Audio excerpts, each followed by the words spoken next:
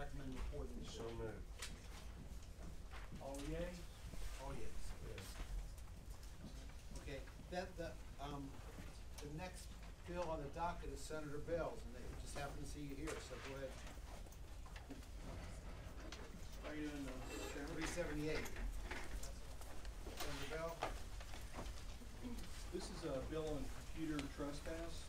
This actually has a bit of history. It dates back to Government Policy Cybersecurity Commission. I really looked at the laws on this, and what they concluded was that currently the code really is dated back to 2004, and much has evolved since then as far as cyber crime.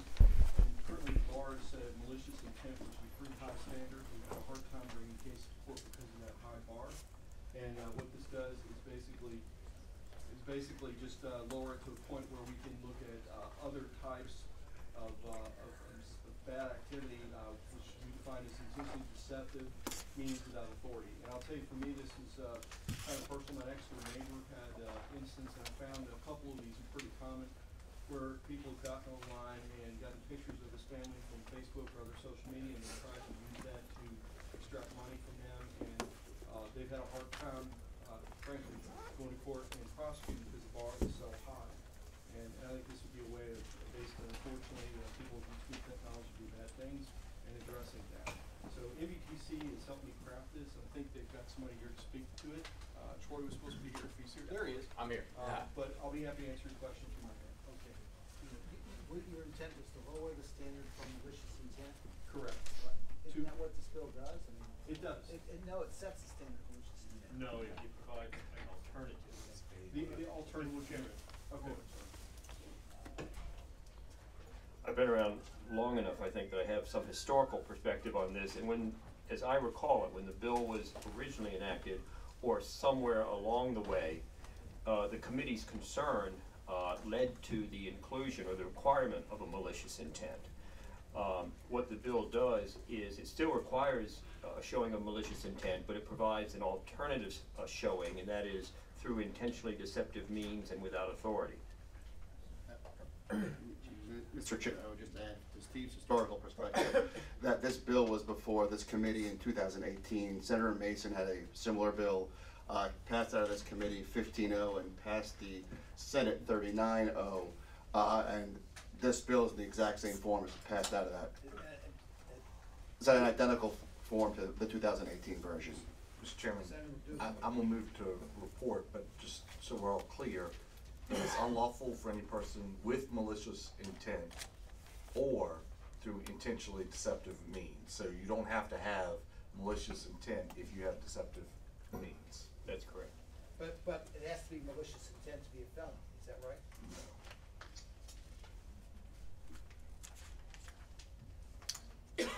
Any person about, on line 33, any person who violates the sections of Class 1 misdemeanor, and it talks about malicious intent with Class 6 felony, is that?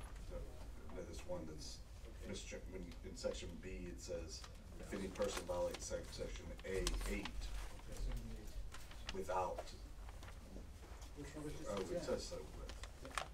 Mr. Chairman, it would be, going by on line 33, Yes. it would be a Class 1 misdemeanor, and then the higher, what goes Class 6 felony would be if it's malicious intent.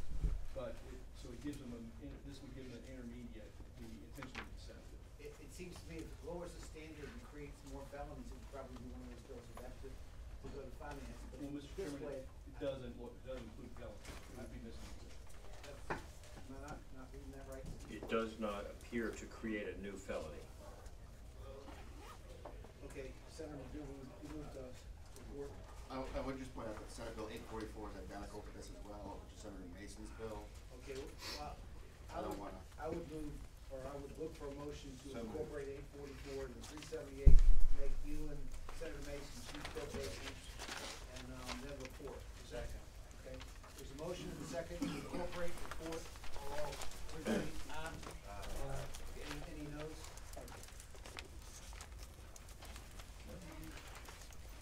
Thank you, thank you. Our other patrons here. Okay, Senator Morrison, you've got a third of the docket, so. That's some of your best testimony ever. Start, 803, is that your first, was that you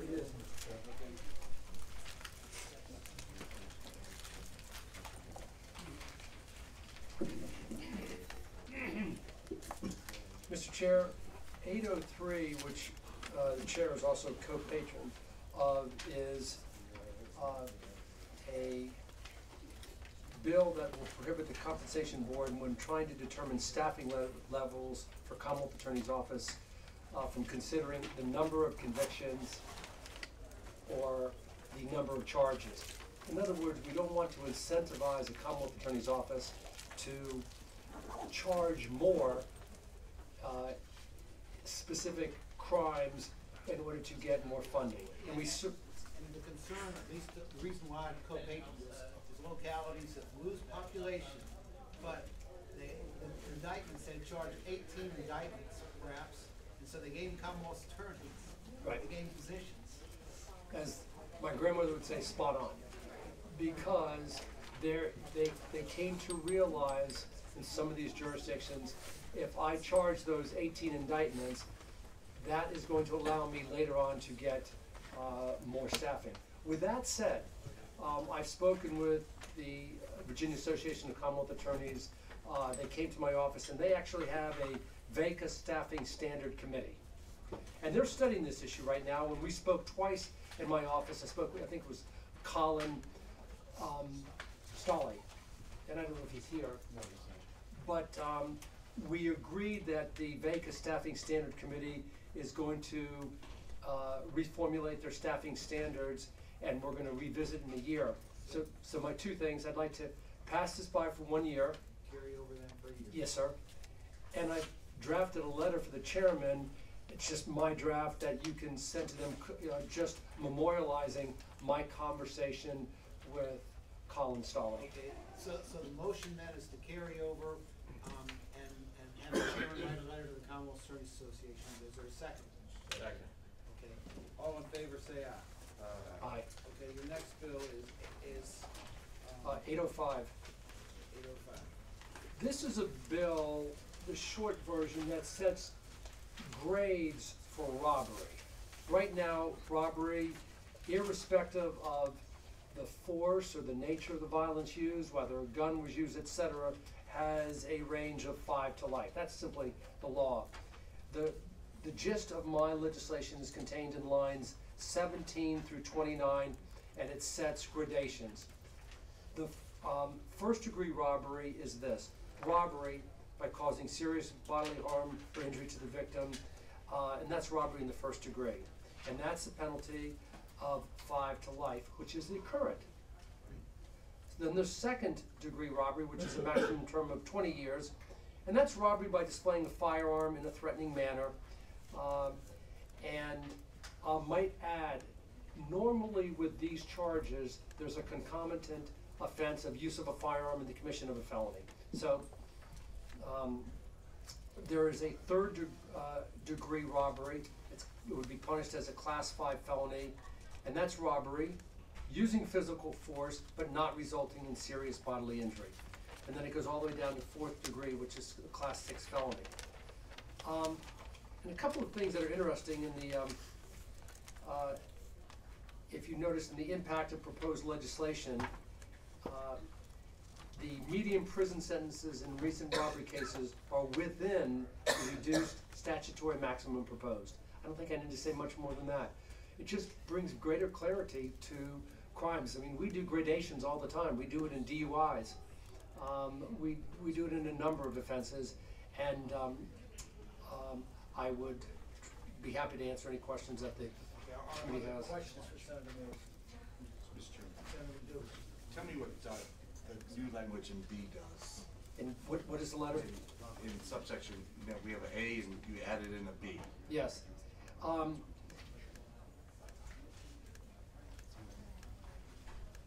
It's simply just, I mean, just the definition of robbery. What, Mr. Chairman, I said, did you strike a definition before, or are we creating it? I'll ask staff, but as I see it, that is just consistent with the definition of what robbery means, the taking with the intent to steal certain property permanently.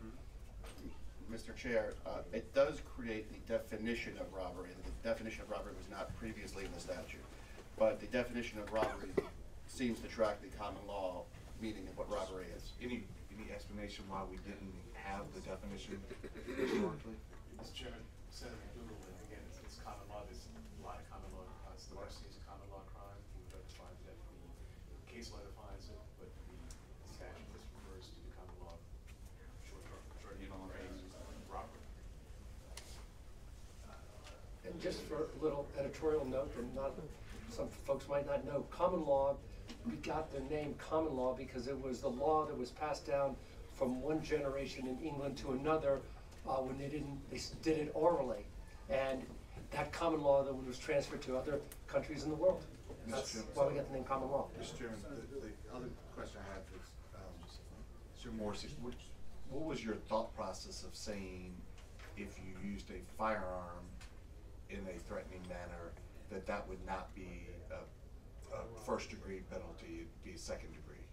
It didn't cause serious bodily injury. So, Mr. Chairman, so if somebody used a firearm, even discharged it, but didn't actually hit anybody in the course of that robbery, they could certainly have a different charge for discharging, but they would not be it would not be a first degree robbery. Yep, correct. If you look at line number 17, you're causing seriously bodily injury to the victim.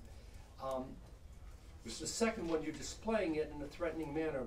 And I'll say this, that penalty carries up to 20 years, and right now, under the sentencing guidelines, you would not have, it would not call for a 20-year sentence. Mr. Chairman, just, committee could think otherwise. I understand what Senator Morrissey is trying to do, and I don't necessarily have a challenge with what he's trying to do, particularly as we work down to 4. But I always have some concern when we are criminalizing the result more so than we're just criminalizing the action. So in my mind, displaying a firearm in a robbery should be the highest level of potential penalty, because certainly there could be cases where Senator Morrissey says the guidelines would not rise to that. But certainly if somebody was using a firearm in a robbery, discharged the firearm multiple times, they still wouldn't be able to have the most serious robbery unless that resulted in serious bodily injury. So that gives me some concern. Let me answer it this Mr. way. Chairman, we do, with malicious wounding, for example, that's a gradation separate from the lesser crime of unlawful wounding and assault based upon the nature of the injury. That's right. This does have actually some logical sense to it, because the most serious penalty is reserved for cases where there is in fact a serious bodily injury. And so you would want to, for example, discourage the bank robber. He might fire off some shots to get everybody's attention, and he could be punished up to 20 years for that, at least.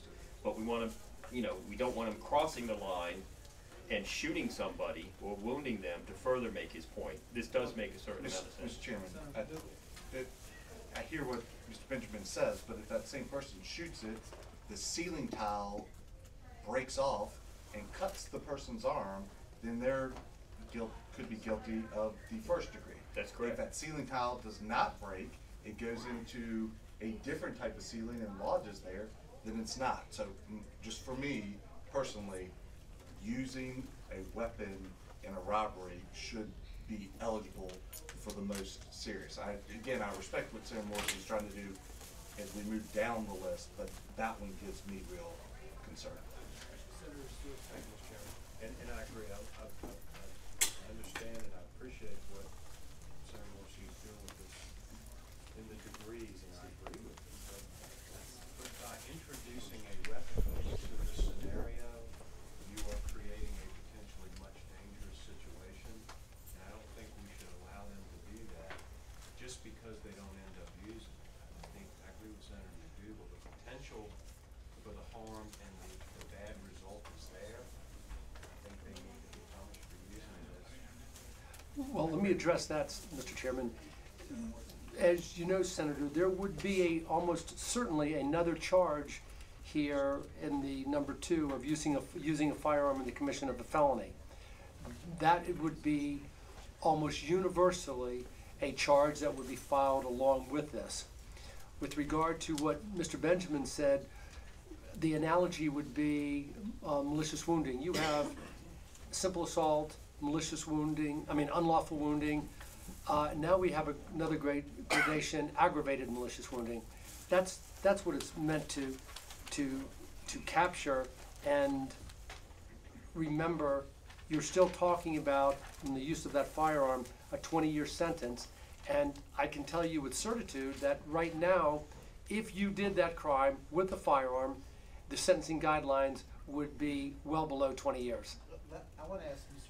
Doucette a question. Or you can answer, just with respect to the language on lines 28 and 29, it always concerns me about putting the common law in black and white. Do you see any language or any sort of conduct that is currently punishable as robbery that would be excluded by that language? Have you thought about that? Mr. Chairman, and Nathan Green again for Williamsburg Commonwealth President, speaking of Vaca, didn't see that, but what we did see is, we understand that there's a lot of policy to this, but there does seem to be some very inconsistent results that this is bringing about.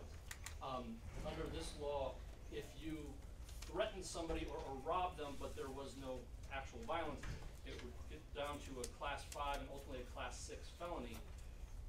You'd be better off, or we would be better off charging them with grand larceny.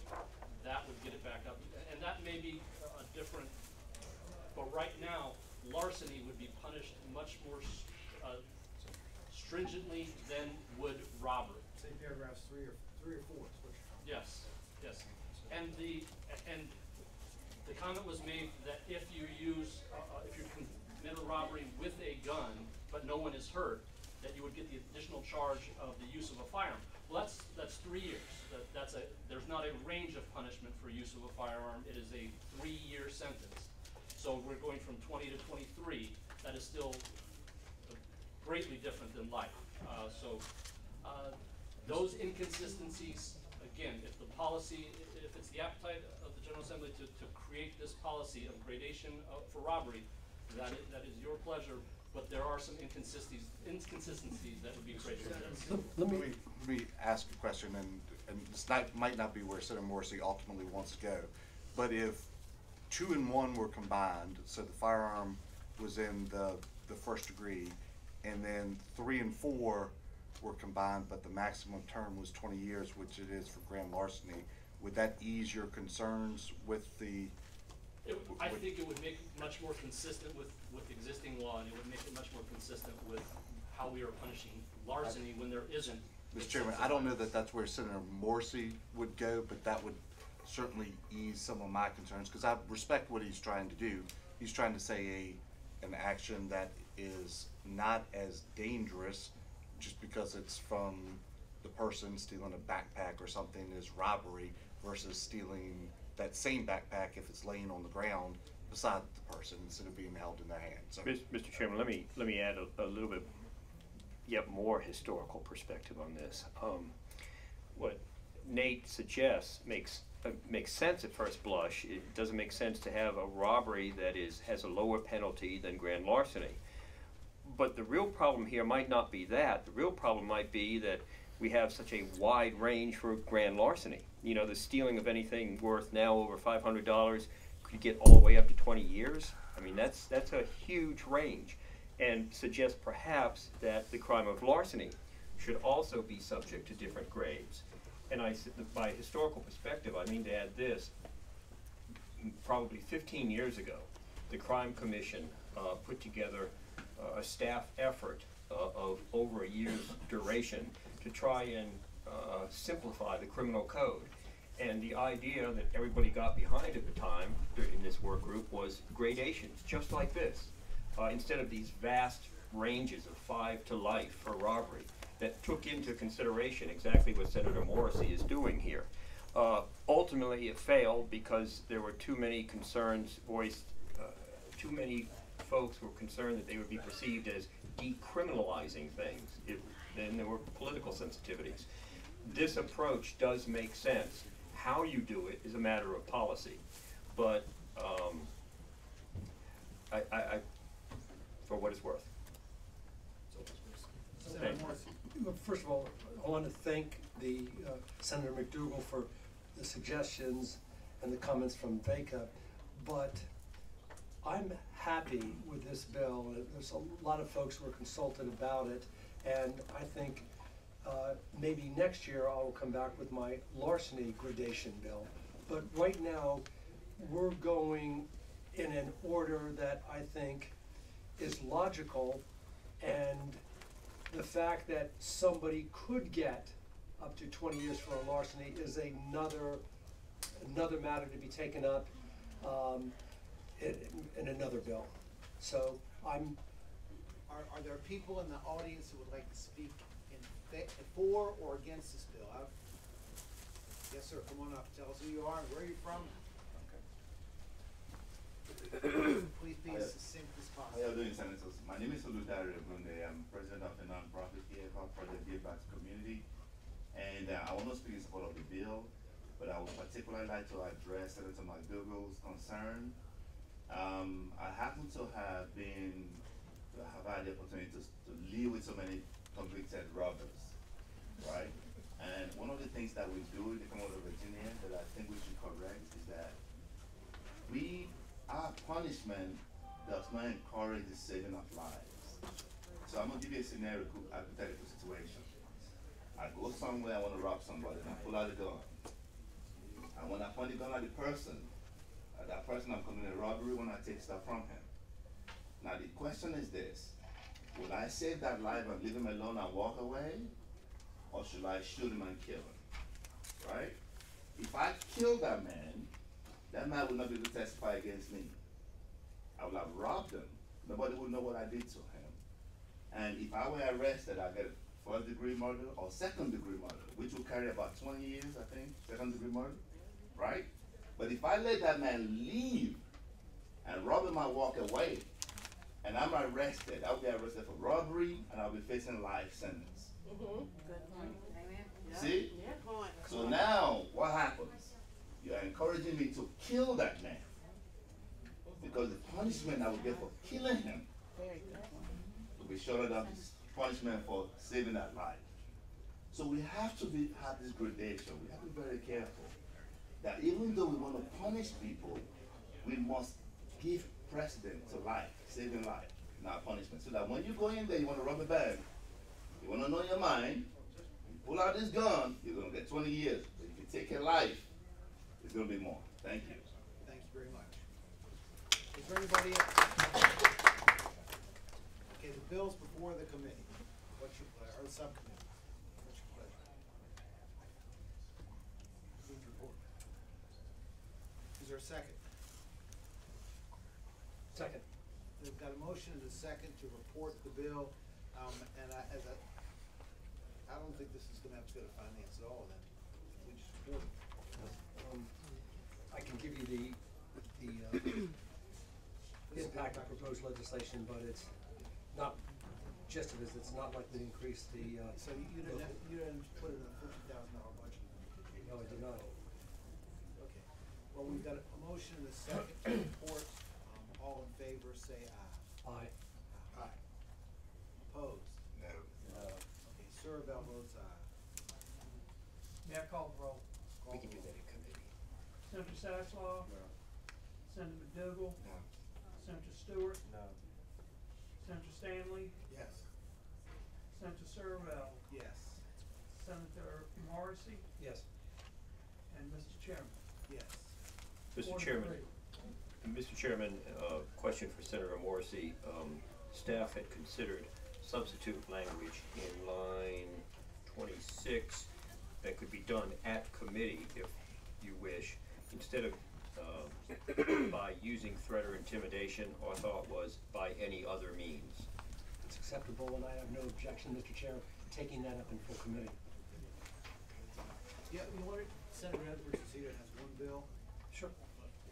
Yeah, it's Bill 793.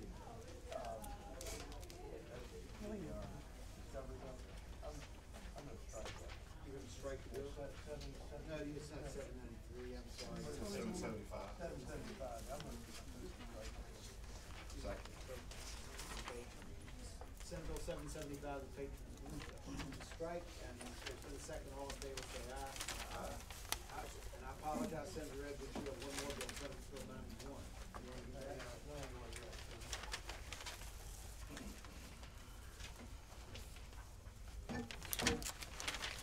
It's a little simple bill.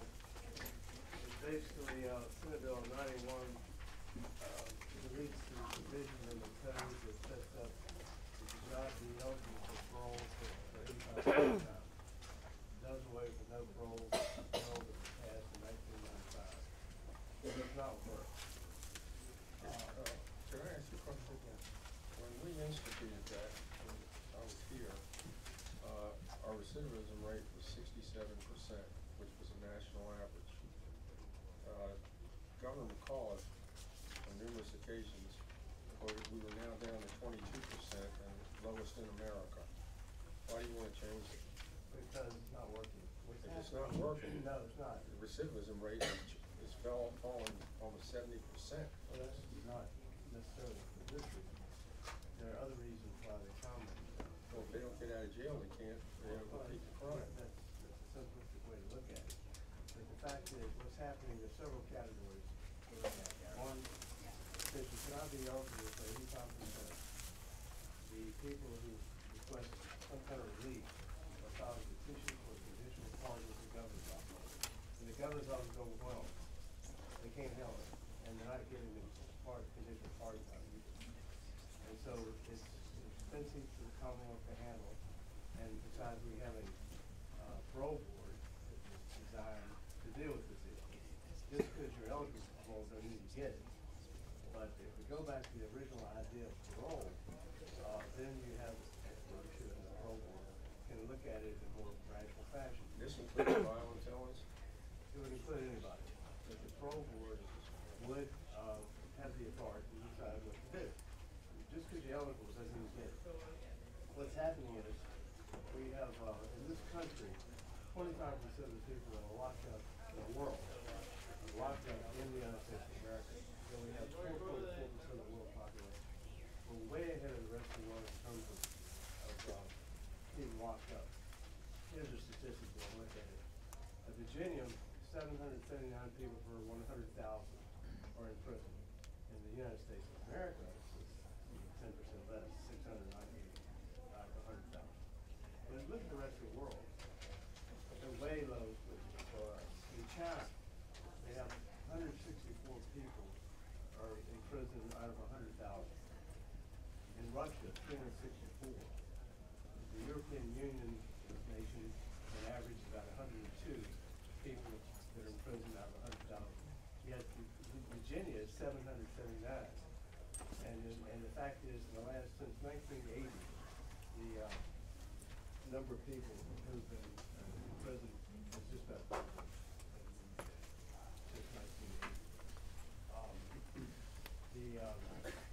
The other thing is this: the number of people who are geriatric over 55 is about 4 times moved. Increased by, I think, about fourfold in the last 20 years or so. Let me give you some statistics. From 1990 to 2018, the geriatric population increased nearly tenfold, from 882 to 8,000. Geriatric is defined as people typically over 65, but in the corrections field, an inmate who's 50 and older is typically regarded as geriatric. We're keeping them longer than necessary. I support that. We're spending, in 2018, we're spending about $43,000 per person on average, and it's expensive to keep them locked up. Fully 41% of Virginia prisoners were 55 years of age or older in 2011, much higher than the national average of 25%. And the healthcare costs are extremely expensive. It's increased 40% in the last 5 years, from 2014 to 2019, $223 million just for healthcare in the prison system.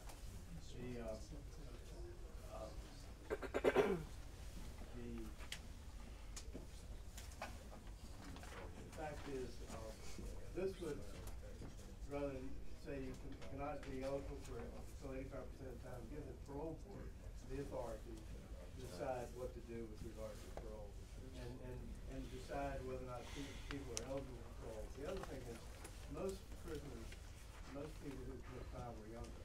After 55, they usually not receiving. And so we're keeping people up until much longer than necessary. And so that is, go back to the old system, which is actually working. Okay, I don't know if anybody's got any questions for the paper, but I wonder if there are those in the audience who would like to speak to this. I'd ask you to be brief, because we have a limited amount of time. If you're four.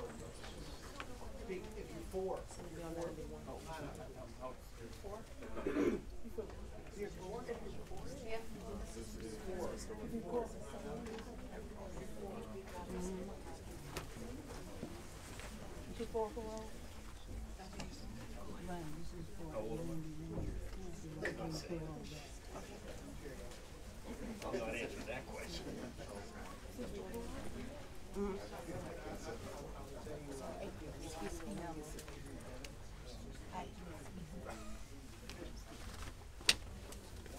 There she is. Okay, ma'am, if you just tell us who you are, where you're from, give us a few, just like, we got a bunch of people, so no more than like a minute and a half, 2 minutes. My name is Brenda Wilson. I live in Chesterfield, and I support parole for several reasons. One is it restores hope. It gives people an incentive to do better. And also, there are people that are remorseful for the crimes that they have committed, they have rehabilitated, but yet they have no opportunity to get out, even if they are rehabilitated. So I do support the bill. But I also think that as far as the recidivism rate goes, I'm sorry, I'm a little nervous. As far as the recidivism rate goes, I think that Harold Clark now has a reentry program, and I think that contributes to a lower recidivism rate. And Adrienne Bennett is also very cautious about who she, and the other board members are cautious about who they let out. So, that's what I'd like to Thank you say. very much. Yes, ma'am. Hi, my name is Sharon, originally from Texas, but I live in Danville. I support, the parole bill. I think it's time to focus on rehabilitation and not mass incarceration, granting those who have earned it a second chance at life. The system is constructed to provide Americans who demonstrate a willingness to change a second chance, which is something that aligns with everything America stands for: freedom, growth, and the belief that you can succeed no matter where you come from.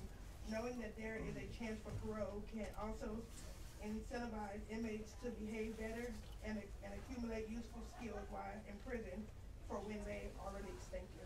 Thank you. Yes, ma'am. Real quick, my name is Dario Bonde. When parole was abolished in 1995, in 1996 I went to prison. For white collar offenses, credit card offenses, they sentenced me to 20 years in prison. It's a first time offender.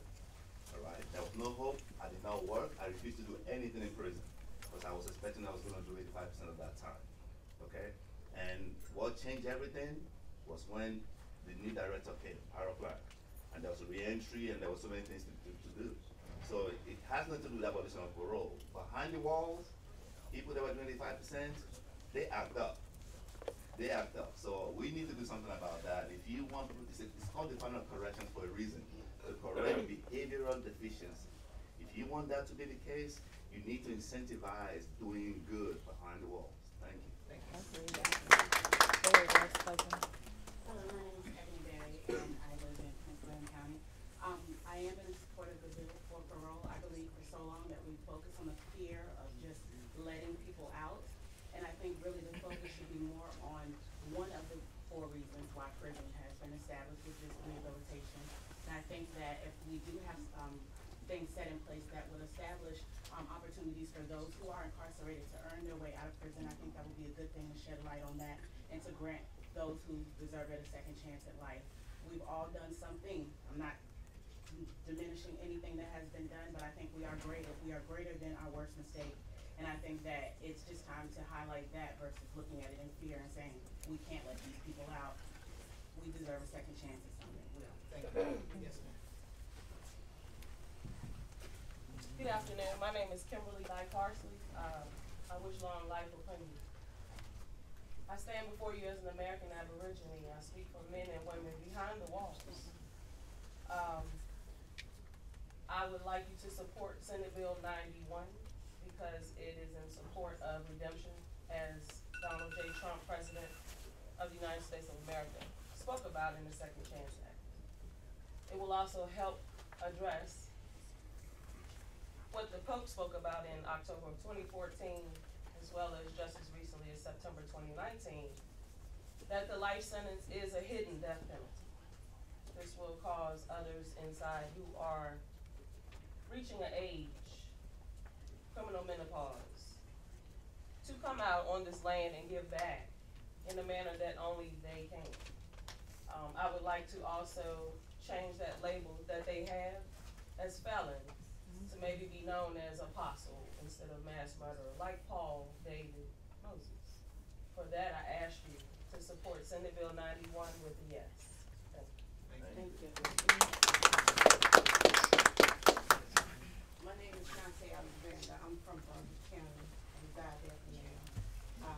I would like you all to support SB 91 to reinstate the parole system. Since Virginia is so behind in these laws where we keep people who are rehabilitated for 30 years behind bills, going to school, taking college, working 15-cent, 19-cent jobs, calling home, asking us, can we put money on their books? I stand in the gap for about 12 inmates who I know for a fact that has been rehabilitated, going to school, and trying to prove to you that they deserve a second chance. That's why I'm asking y'all to please support this bill. This man, Mr. Edward Senator, I read up on him. He has studied the inhumane and everything that went on in the prison system. So we're asking y'all to please support the SB 91 bill, because we have a lot of family members who deserve, and people I advocate for deserve a second chance. They've been in prison for almost 30 years. You haven't gotten in trouble but one time, and yet you still can't get parole. So I'm asking you, please reinstate. Thank you, ma'am. If you have something new to say, or something, a different angle, state it, but otherwise, if you agree with what's been said, just say you agree, because we really have to move on. All right, Mr.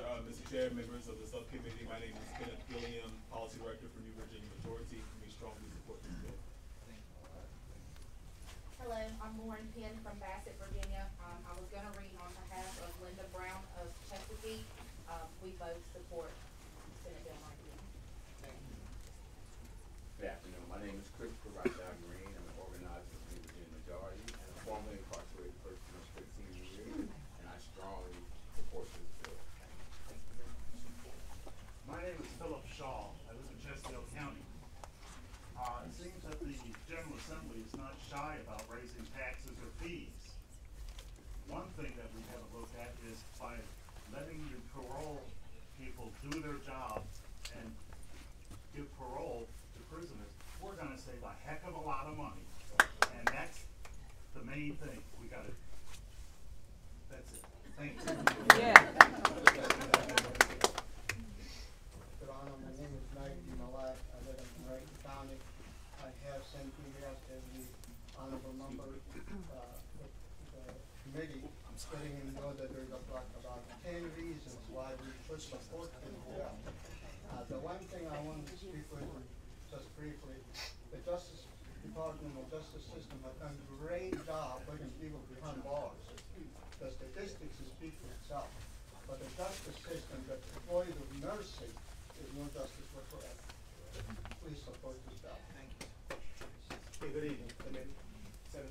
My name is Anthony Anderson. I just came out of prison in 2018. I was doing 35 years, going in at 16. I was placed under the 3 strikes by the Department of Corrections. Don't know how they did it, but they did it. If it wasn't for Ms. Bennett and the parole board giving me this opportunity that I have today, I wouldn't be standing before you. But I did complete every therapeutic program, every educational program the Department of Corrections had to have. So when I did come in line, I was granted the opportunity. There's a lot of great men there that need the same thing that I got, the opportunity. I'm a public advocacy manager for Nexus Service, and I'm doing great.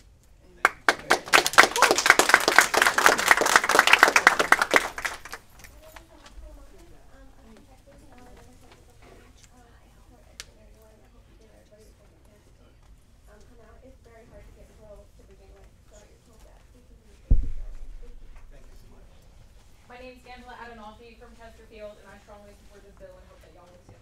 Thank you very much. Good afternoon, Chairman and committee members.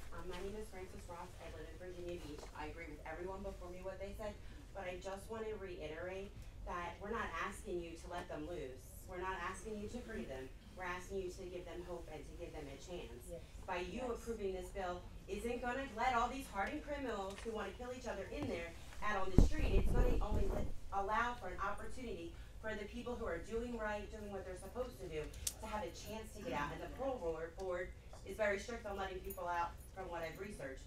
So I just want to remind you, thinking that you could be standing on the other side of the fence someday, and that hope should be there. Thank you. My name is Allison McFarland Smith. I'm an ex-offender. I have a son in Bland. My fiance's in Augusta. I am a Goochland warrior. I walk that walk. I can tell you what hope will do to those people, because there is none. And with that, I want to read one thing to you. Hope we can hold together. Until you've been arrested and spent endless days in jail and walked 100 miles without ever leaving your cell, until you've lost your family and you're utterly alone, you try to seek comfort, realizing that you left it at home. Until you face the judge and entered your guilty plea, and you've heard the word of judgment that you won't be going free. Until your days turn into months and your months turn into years. You lie awake at night shedding endless tears. Until you've lost all hope in every dream you've ever had. And you fight to keep your sanity in fear that you'll go mad. Until you've gone through all these days and lost all human will, how can you look at me and say that you know how I feel? Yes,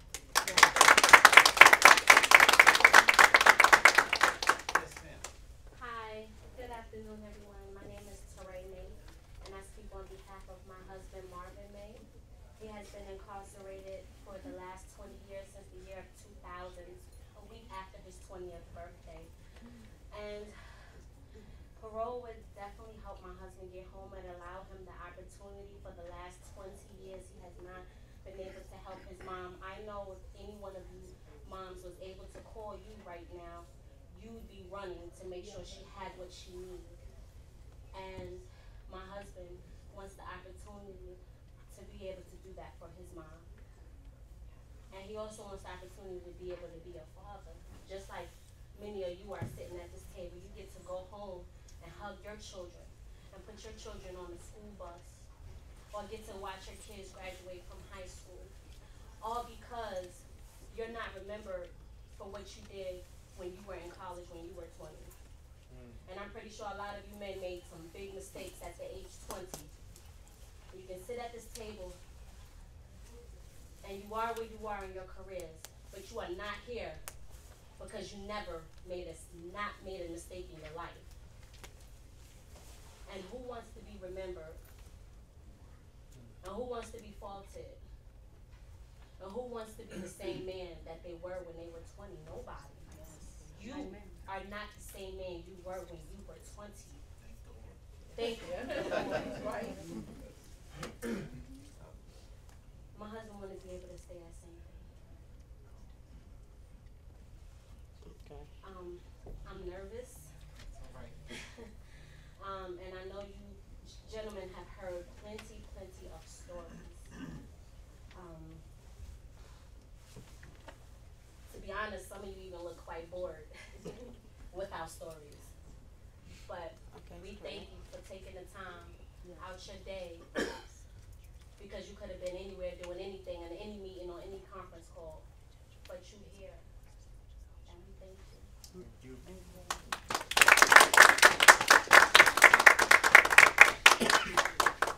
Yes, ma'am. I'm here on behalf of Marvin May and my daughter. What's your mother? My mother-in-law. And my address is this daughter. And I'm here to give support for the bill, the parole bill. I'm here to say, you have been down for 20 years, and I've been with him all through 20 years. So he's in prison, I'm in prison too. Even though I'm out here, but my mind is in there with him. And I've been running the road since right out there, all the way down for 20 years. Every prison in Virginia I've known. And I've been obligated for his release. I supported him all these years. And I think it's about time he gets some relief. age of 20, with 2 lives plus 33, I think that was such a hard sentence for Virginia to give a young man that didn't actually do the crime. Concerted action. It's a hard time for him to do. And Virginia needs to have some reprieve for these young men coming home back to their family. Rehabilitate them, send them home to their family. Their family needs that. Thank you. To get more people in the line. Well, Yes, ma'am. I'm coming from a different perspective. Are Okay, you on but the I'm other, for. are you on the other I'm side? for. My name is Willie Branch Kennedy. I am the founder of a nonprofit organization, RIHD, and I'm gonna take it to this way. Okay, reason why parole doesn't also work, because when they abolished it in 1995, it gave us fishback. And I'm not gonna talk about fishback, because that's coming up later. But that's one of the reasons why parole didn't work. You wouldn't have fishback today. You wouldn't be dealing with that today. You wouldn't also have the bill HB 10, was it 1055? I think that was passed, where the judges failed to abide by the law, through the shall give a written explanation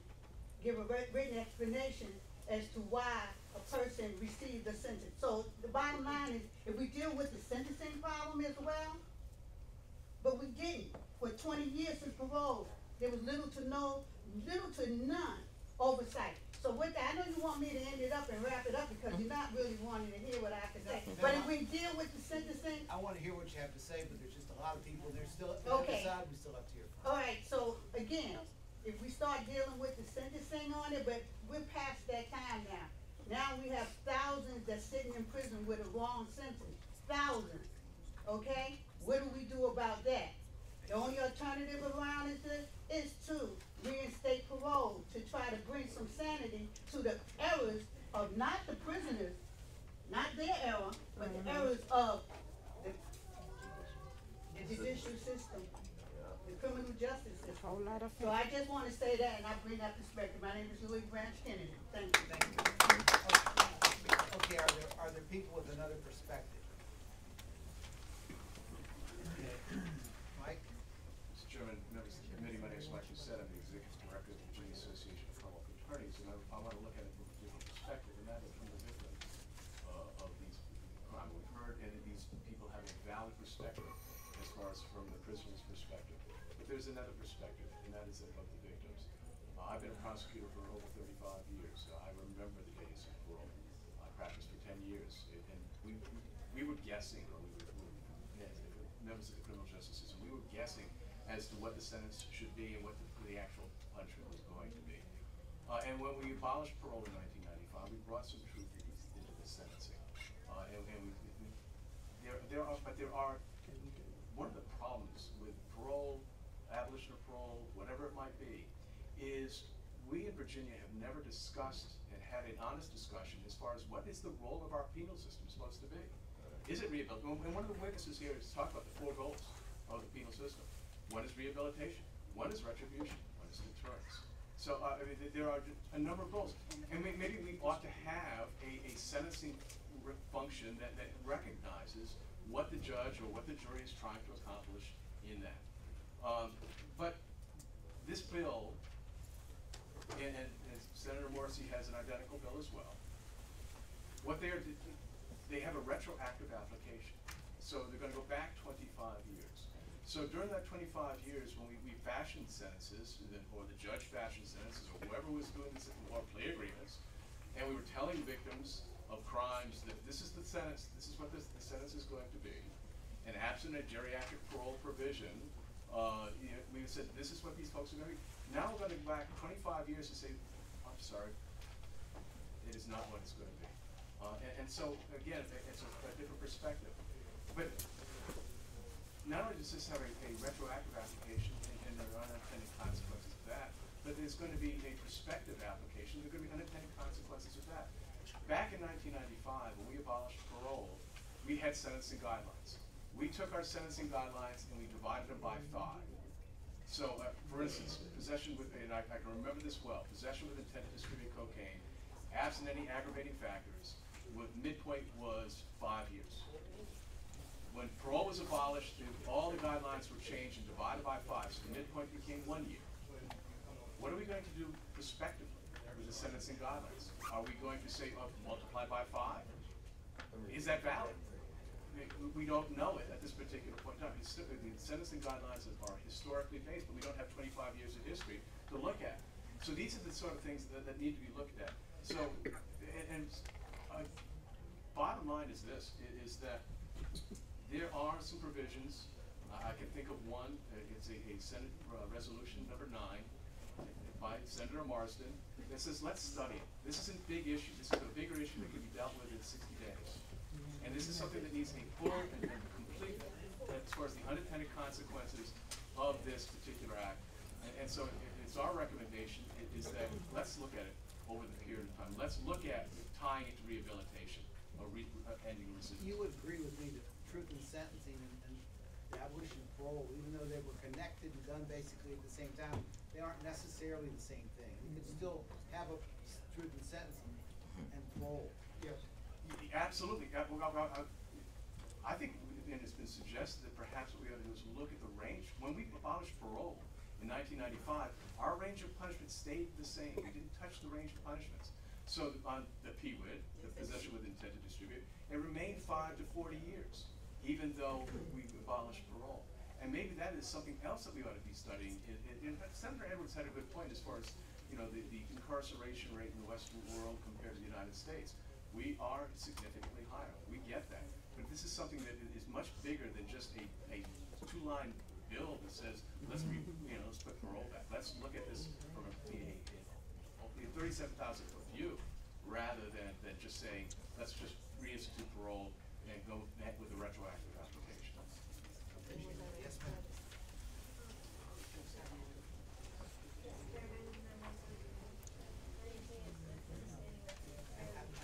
I appreciate, I know it's, speaking in public, because nobody's out here, but I appreciate if you speak a little bit louder.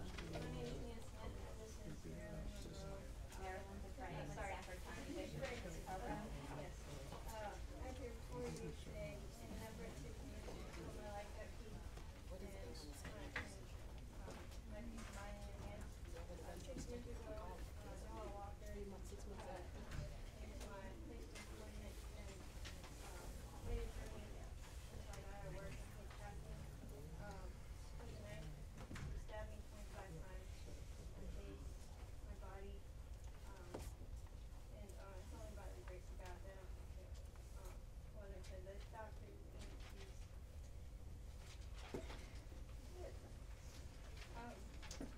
The journey that I've been on since the attack 6 years ago has been more painful than anybody can imagine. And awaiting my trial, he wrote me a letter that he was sorry that he did not. And he wrote that when he gets out, he's going to finish the job. So, despite the certain knowledge that when he's released from jail, he's coming after me, the sentencing judge only gave him 26 years. The judge explained that he was following the sentencing guidelines. I was told at the time that there is no parole in Virginia and that the attacker will serve 85% of his sentence. That means he would be in jail for 22 years and then come after me again. And I was promised that there was no chance that he could get out of jail earlier. The bill that you're considering would change that promise. It would create uncertainty. It would be devastating to my ongoing recovery. It would mean that I no longer know when he will be getting out of jail to finish the job. Finally, let me speak to one point that I am sure that you're thinking about. You believe that if parole is reinstated, that certainly Noah Walker will not be granted again. First of all, you cannot guarantee that will be the case. I will have to live with that uncertainty and the fear for myself, my family, not you. Second, please understand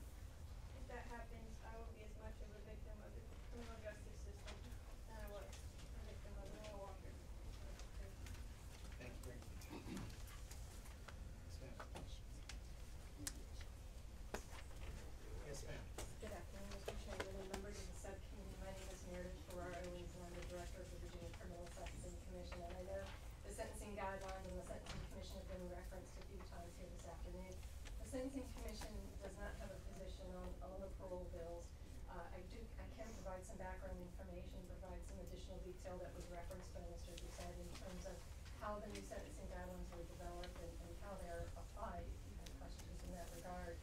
But I think one of the things that you might not be aware of is when the guidelines were developed, Mr. Doucette was exactly right. The initial step that was taken was to convert our sentencing guidelines to reflect the historical time served under the parole system during 1988 to 1992, and that became the new baseline for the sentencing guidelines. So they were converted to reflect historical time served in prison under the parole system. And the next step was to apply statutorily mandated sentencing enhancements that are spelled out in the Code of Virginia in 17.1-805. Those sentencing enhancements were applied as specified in the code to increase the sentencing recommendations for violent offenders only. The result is this, that by design, because the sentencing guidelines were, the baseline was converted to historical time served, and the sentencing recommendations for non-violent offenders were not further enhanced from there, what we see in the data is that non-violent offenders are serving about the same amount of time on average today as they did under the parole system. So, but just to note that in Virginia, unlike a lot of other states, a violent offender is defined based on not just the current offense, but also the prior criminal history. So in Virginia, if someone has a conviction for a violent felony or that's defined in code in 17.1-805, either as a current offense or as a prior offense, he's categorized for the purposes of the sentencing guidelines as a violent offender, and therefore receives those enhancements that increase the sentence recommendation in those situations. And our data indicate that about 1 out of every 5 felons fall under that definition. So 4 out of 5 are defined as non-violent for the purposes of the sentencing guidelines, and they are serving about the same amount of time on average as they did under the parole system. Just as a couple of questions, a couple of comments to follow up. The point there is that people who commit violent offenses are serving more time, and people who are convicted of non-violent offenses are serving about the same time. As long as they had a non-violent prior record as well. So, And Mr. Chairman, also so long as they were sentenced by a judge and not by a jury. correct.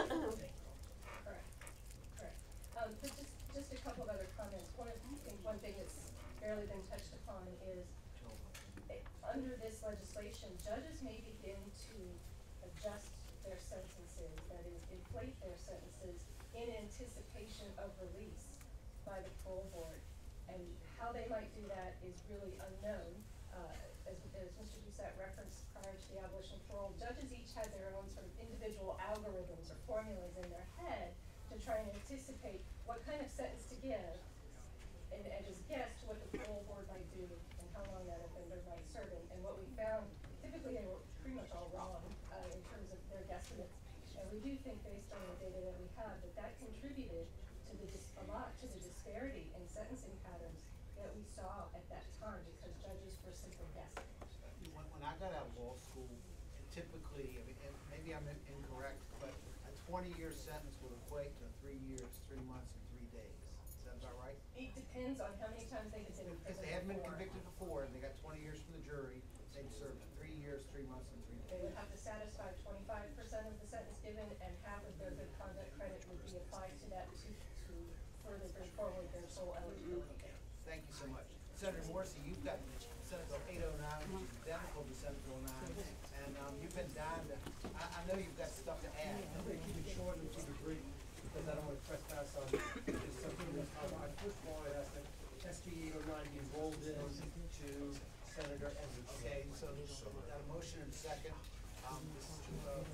Roll Senate Bill 809 into Senate Bill 9, make Edwards and Morrissey both chief co-patrons. All in favor say aye. Aye. Opposed? Okay, that's done. So let me make a couple of points, and with due respect to Commonwealth Attorney and discussion, let me say this. Number one, you are correct. When you get out of law school, when somebody was convicted, sentenced by a judge or a jury, the general rule of thumb was that that person was going to serve 1/6 of their sentence. If somebody got a 24-year sentence, they're going to serve 4 years. Whether that's good or bad, that's the way it was. And then when we abolished parole, we established sentencing guidelines. And here's where here's where the disconnect is. said the guidelines did reflect historical sentences. And that's great if an individual is sentenced by a judge pursuant to the guidelines. Here's the disconnect and here's the real problem. An individual may be offered by a prosecutor 3 years, sentencing guidelines of 3 and 4 years, and reject it. Go to trial by a jury, and the jury gives 33 years. All right, that's the problem that the witness that just spoke didn't address. That person is serving 20, 25 years when everybody agrees that the prosecutor, defense attorney, that it's not a 33-year sentence. But that's what the jury did. And let's also be clear, judges are not going to upset only in the rarest of situations. And I've tried over 300 jury trials. They're not gonna upset that jury. If we don't establish, when we got rid of parole, we had said to somebody, you got a 25-year sentence, go to prison for 25 years, we'll see in 80% of that time, it eviscerates hope, and it removes the incentive to do well in prison, take advantage of programs, and prepare yourself to come out and be a good citizen. I am respectfully requesting this committee, which I'm a member, to report my Rule Bill 809 into Senator Edwards' bill. So, we brought them in, we haven't, was that a motion to report? Yes, we can take this as a motion to report. Here's what I was thinking. Don't you understand that Senator Morrissey's motions contain 4,000 words or less? That's in court and in the Senate. My concern aligns, I've tried cases or handled matters before the parole board, and it varies very much depending on who's serving at the time. They're very, very tough, and people spend a long time in prison before they actually get a chance. Even people that were convicted under the old rules, before they actually get a chance. And it's tough. I've dealt with those families in my practice. This is a big change, and I'm not convinced that we get it done this year. I'm thinking if there's a Senate resolution out here to study the Senate Joint Resolution that Morrison's introduced that creates a study, my sense is that probably a motion that would be more successful this year would be to carry the matters over, can refer them to that study. We'll know by Monday when the rules are going to report that study resolution.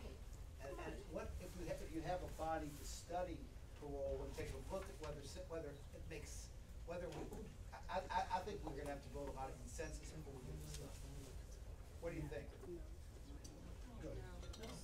Well, Mr. Chairman, first of all, we're a nation of second chances. They are. We're a nation of recognizing people in prison need hope and incentive. If they realize they have an opportunity to get out on parole under conditions by the parole board, they will take advantage of that opportunity. And if they don't take advantage of the opportunity, the parole board brings them back. Revocation of parole. How many times have we represented people when they parole was revoked?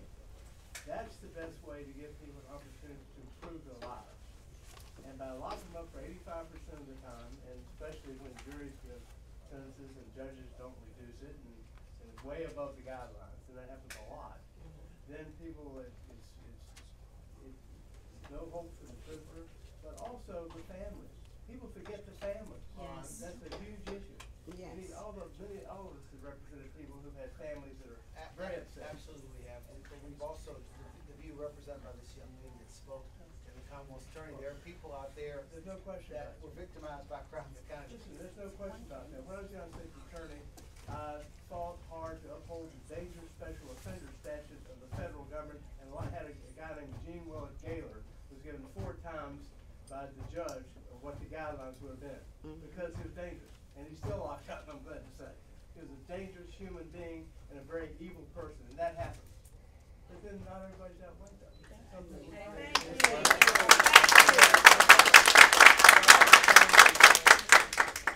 Pass the bill and let the parole board sort it out. It's going to take a while to sort it all out. Some people, they have experience, and the investigating the background for these individuals is very important. I saw, Ms. Bennett, she's still here? Yes, sir, I'm here. What's the rate of release now? I mean, what's going on at the parole board? What's changed over the years? If there are any numbers. I can tell you, yes, sir. So the population of parole eligible offenders has dramatically decreased since 1995. We have a little less than 2,000 that are currently eligible for discretionary parole. Most of 99% of whom are convicted of an offense that's considered violent per the Virginia Code. Our grant rate last year was 8%. So we said no 92% of the time. And if I may, just make one clarification on a comment that one of the senators had made. 53.1-155 controls when at times at which people become eligible for parole. So if someone with the hypothetical was a 20-year sentence, for the first time someone would come up for parole, they would have to serve 5 years before becoming eligible for discretionary parole. Mandatory parole varies, depends upon what the sentencing credits were at the time of the offense. So there would be no automatic release after 3 years, or even the opportunity for release after 3 years on a 20-year sentence. I'm talking about something in 1984. I am too, yes, Okay. sir. I am as well. So, so we still have people that have been incarcerated since the 1960s. So just the mandatory parole release date is never less than 50%, so they have to do at least 10 years of their 20-year sentence, but wouldn't become eligible for discretionary parole until after serving 5 years on that hypothetical. And I respectfully provide that information. Any questions? The thing about. Do you have a question or just one? Yeah, I do have a question. I understand that 41% of the people in prison now are 55 years of age or older. That's 2011. Is that about right? I believe. I'm not certain about those figures. I know we have someone from DOC here that could speak to the entire population. Are the numbers on geriatric parole different than discretionary parole numbers? Yes, sir, they are. There are currently 1,345 geriatric conditional release eligible offenders. Those are offenders who have served, who are 60 years old and have served at least 10 years of their sentence, or 65 and have served at least 5.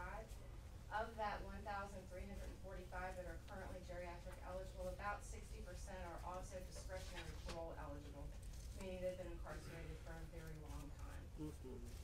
So not much of the truth and sentencing population has become eligible yet.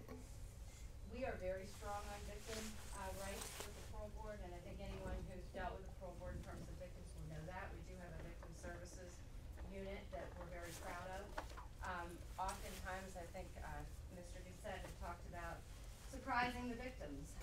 Well, that happens all the time with geriatric conditional release, and anytime there's a registered victim and we know that they're getting ready to come up for release, we reach out to them so that they don't receive a contact from bond, and very carefully take their input, allow them to provide input privately, and not share that with the offender. Mr. Chairman, I have a question, if I may, for the witness. I recall from long ago that for the violent offenders, even once they became eligible for parole, and maybe for many, many years after they became eligible for parole, that it seemed as if the single most common reason for denying parole was the serious nature of the offense. Is that still a criteria for which the parole board will deny parole? Yes, it is, and we do have people that have been parole eligible since the 1980s who have not been granted parole. Thank you. Senator Morrissey's got a question. Good afternoon. I remember in the late 80s, early 90s, Clarence Jackson was the head of the Virginia Parole Board. He came to the Richmond Commonwealth Attorney's office where I was CA, and I asked him to give us a presentation on those people who were least likely to be recidivists. He told our entire staff, surprisingly, that the person who was least likely to be a recidivist was somebody who committed first-degree murder, which is perhaps counterintuitive. My question is, do you still track the recidivists who you grant parole, and would you not agree that people that commit what many consider the most horrific offense, murder, are also the ones least likely to be reoffenders? I will say that I our recidivism rate for discretionary parole grants is 1% compared to the 23 or 24% of the overall recidivism rate.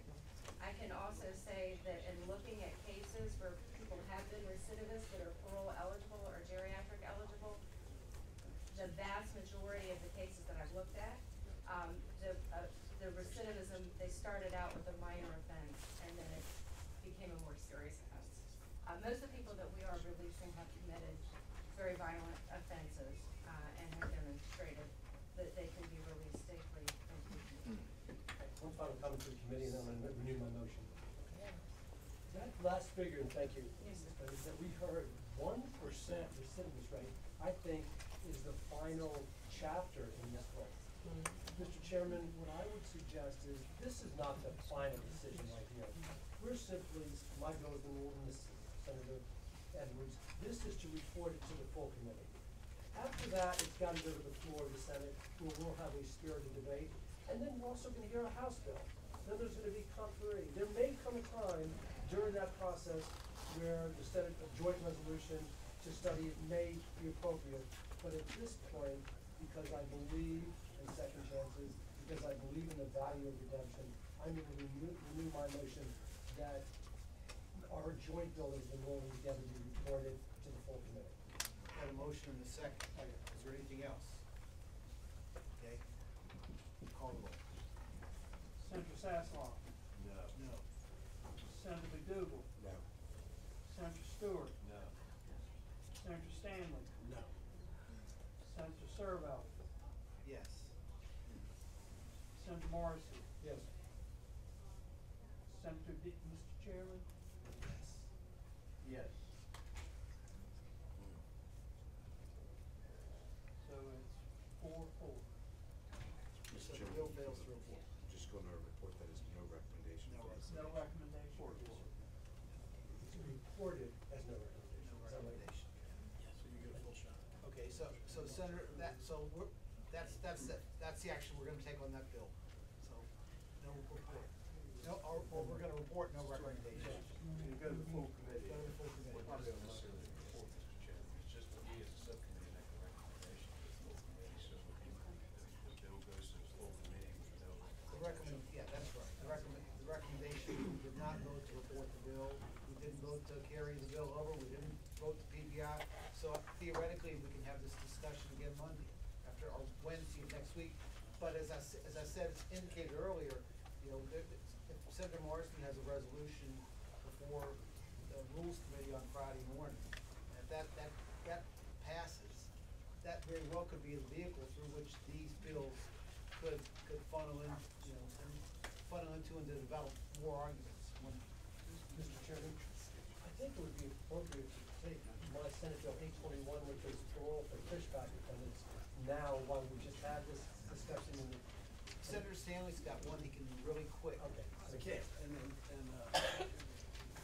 Mr. Chairman, members of the committee, I have Senate Bill 1017. It is a return of junk side of the junk grant, petition relief for those who have been convicted wrongly of utilization of science as ever determined to be junk science and discredited. Based on the actions of the House of Delegates, We're not bound by the actions. I understand that, yes, sir. And, Mr. Chairman, but knowing what the fate of the bill would be on the House side, I've got other more important criminal justice reform bills that I'd like to pay attention to right now. But what I'd ask is that the recommendation from this committee be that this bill be carried over or passed by for the year with a letter of referral to the Crime Commission to look into this. I understand that VACA is also going to take a good look at this as well. So it's not the same bill you had last year. Mr. Chairman, it is the same bill that got out of the Senate, passed out of the Senate last year. Well, it's a good bill. I think, It is a but we're gonna PBI, ask the bill letter to the Crime Commission. It's just not gonna pass out of the House and get to the governor's desk, so I'm not gonna waste my time. PBI with a letter. And I so move. Okay, there's a second. Okay, all in favor, say aye. Aye. Any opposed? Okay. Thank you, Mr. Chairman. Done. Okay. So does, you have Sazzle? Okay. He didn't trust him. Okay, Senator Morrison, you've got a bill.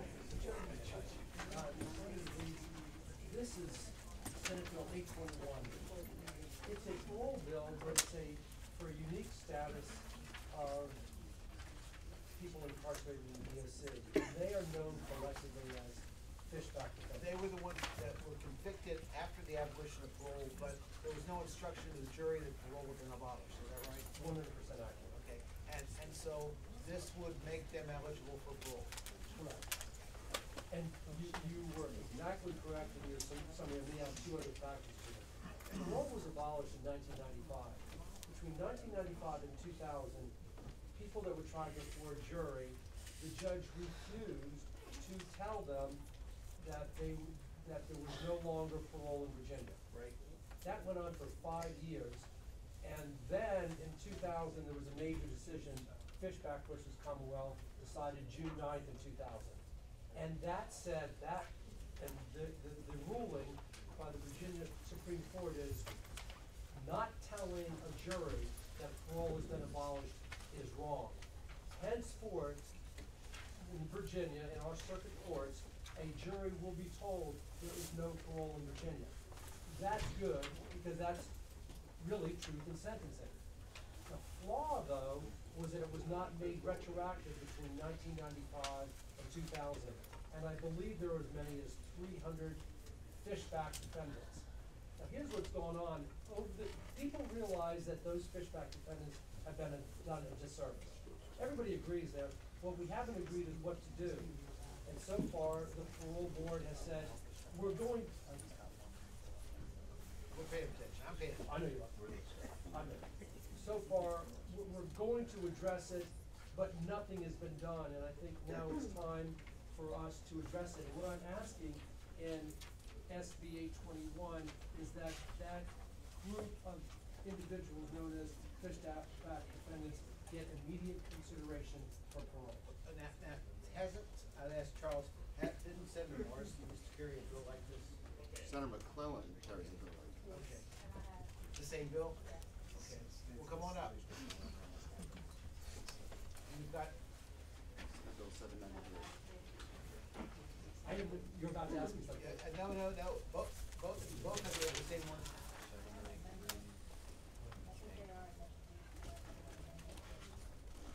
Why don't we listen to Senator McCollum, and I'm probably gonna end up throwing my name, it makes no difference to that. Yes, so as introduced, they are identical. I've had a line amendment suggested to, delete language that I was told was not necessary.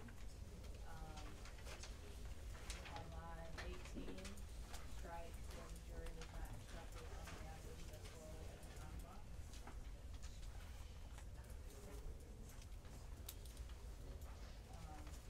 And I don't know how much. Senator Morrissey's also got a subparagraph D you don't have. So, where, you don't, that language is superlative, that where the jury was not instructed. I'm not sure it's superfluous, but I think it is done to provide better enhancement or better way of affecting the intent, because if the parole board needs to determine which individual was instructed or not, it could be very difficult. So removing that would allow the parole board to consider all the people individually. And when they're going to be before the parole board would know or could consider as part of the case whether it's direct parole or not, or they instructed or not. So you don't really need to do that in the statute. You agree with that, Steve? Mr. Chairman, I would have no problems in my bill striking that verbiage where the jury was not instructed about abolition of parole. Okay. And after we do that, I'll have nothing. Does everybody see that? That's on line 18 after 1995, comma, the clause where the jury was not instructed on the abolition of parole in the Commonwealth. Strike that language from both bills. Is there a second to that motion? All in favor, say aye. Aye. Any opposed? Okay, that's stricken. I have another motion.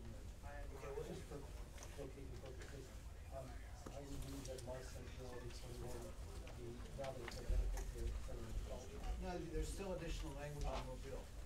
So we need to figure that out too.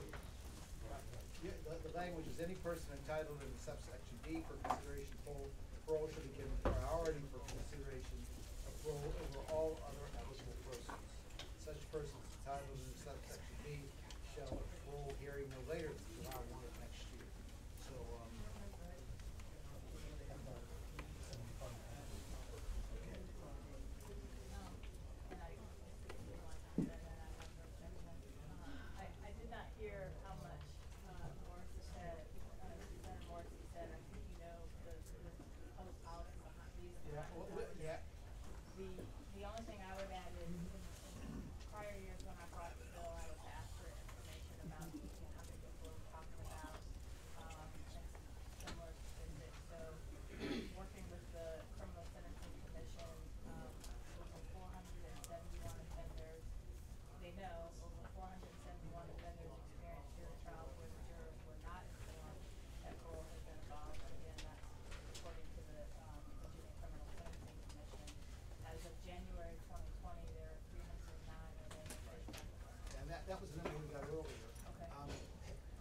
think, Ms. Betty, you could do 309 parole hearings before July 1, 2021?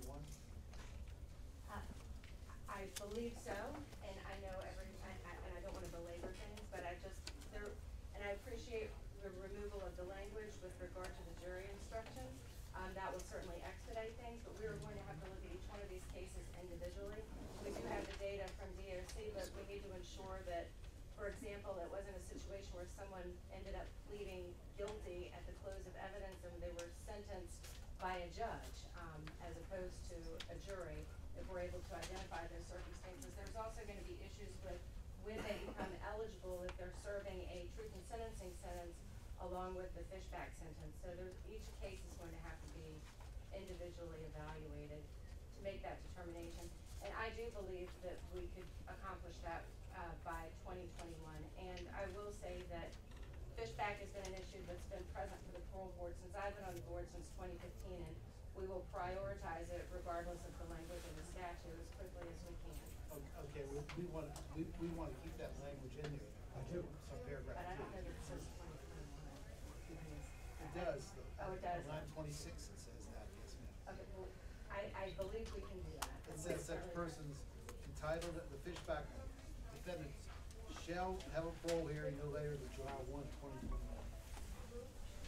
We should be able to accomplish that. I would appreciate it maybe for good cause shown if we're not able to accomplish that.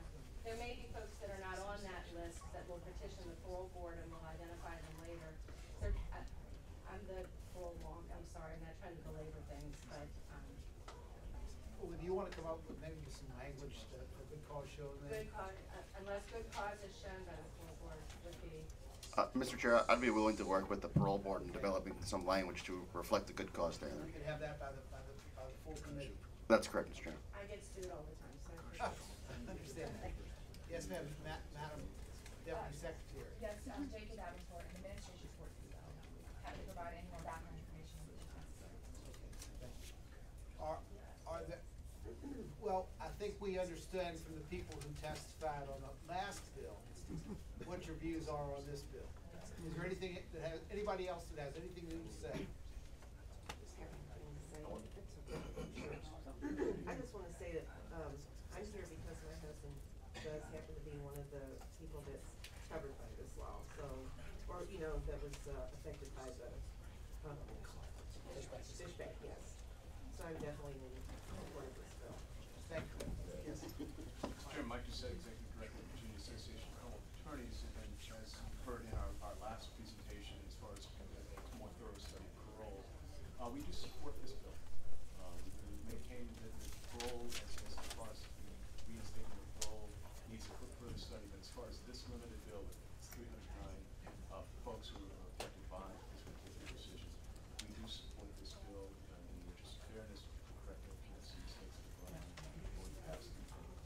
It's very limited relief, 309 potential. The numbers are, there are 6 who are nonviolent, and there are 303 who are violent offenders. So there are 309 What motion to, We're taking up those individuals, is that correct? have we rolled 821 into 793? We haven't done that yet. When we did it, I think we'd have to do it the other way around because. Well, I could amend it, or I could amend it. I think it was. Okay, here's what I propose we do. Staff, what we're going to do, my motion is to roll 821 into Senator McClellan's 793, so the lower number. I'd also ask that provision D, on lines 24, 26 of my bill, be made a part of SB 793. And we have a substitute, they will both be chief pay agreements. But you would have the language, the additional language from Senator Morrison. You have incorporated and then you amended and incorporated. That's right, and with the understanding, we're likely to have an amendment to the full committee to allow some additional language to give the full board room. So there's a motion and a second to incorporate the two All in favor, say aye. Aye. Any opposed? Okay, is there a motion on the bill? Okay, motion and second to recommend reporting the bill along With the substitute. with substitutes. All in favor, say aye. Aye. Opposed? Okay, the bill's reported, or recommended report. Senator Evans here, waiting patiently. Senator McCollum, I'm sorry, you don't have the other bill for you. Senator Evans, yes, you have Senate Bill 840.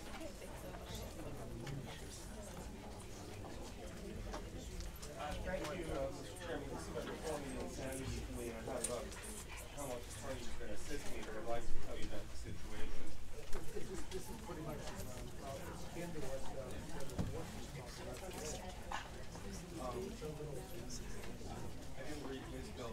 This is about the sanity insanity bill in March 20th, after being found not.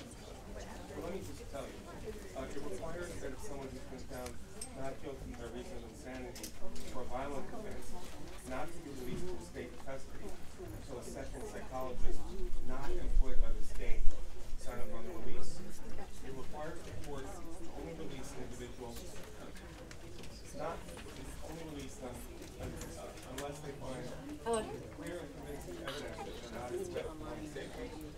And it gives the court authority to bring the individual back for psychological evaluation if they believe the individual has become a threat to public safety again. Now, currently, we only require one psychologist who is to sign off on the release. And we have a binary sentencing standard right now. You're either guilty of a violent crime or not guilty by reason of insanity and civil committed. And this situation is brought to me by my almost attorney in Alexandria about a case that happened when the father of a former intern of mine was shot, a police officer on duty, and his assailant, who had shot and permanently disabled police officer, was found not guilty by reason of insanity. He was released, and in 2019, he was arrested for arson and stalking after going off his medication. He had a mini arsenal of handguns and silencer in his apartment, and I should say that 38 states have this category of guilty but mentally ill, which the defendant is not acquitted but are remanded to a state mental facility rather than prison. And one of only 3 states were not guilty by reason of insanity acquittal.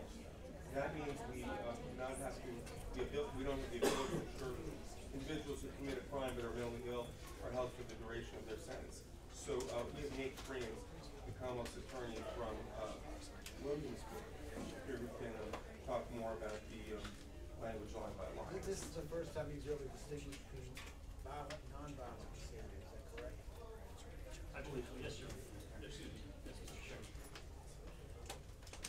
And what this bill does, Mr. Chairman, is if you are acquitted of a violent crime and the Department of Behavioral Health comes back and says it's time for you to be released from the hospital, there will be a second opinion. That already exists, but what this does is it says on violent crimes, that second opinion is going to be by a doctor outside of the Department of Behavioral Health. While right now it is a different doctor, there is still the problem of it's a different doctor that you're in the building with and that your colleagues with, and there may be some hesitation to overrule or have an opinion different than the guy that's in the office next door. This would require that on violent crimes, the second opinion be by somebody outside of the department. The second thing it does is if both of those individuals recommend that the individual be released, then the individual does come before the judge one last time, and the judge makes a finding on the record that by clear and convincing evidence, he has found that this individual is not a danger to public safety, either to himself or to others. It's just that one last safety catch, because what happened in Alexandria, that individual that shot the police officer was in the hospital for 3 years. He then got out, and within 3 months, he was buying weapons. That was a mistake that shouldn't have happened anyway, but he He was in fact buying weapons, he was committing arson, he was beginning to stalk his care providers because of his mental health. In the hospital for 3 years, 3 months later, he's doing that. This provides the judge an opportunity to make that one last check before we release it. Okay, are there questions of Senator Abbott or Mr. Green? Steve, Charles, what do you think? Mr. Chair, there is one technical amendment that needs to be made to the bill. On lines 25 to 27, it provides a copy of the report shall be submitted pursuant to this subsection, but that same language repeats on lines essentially 40 and 41, saying a copy of any report submitted pursuant to this section.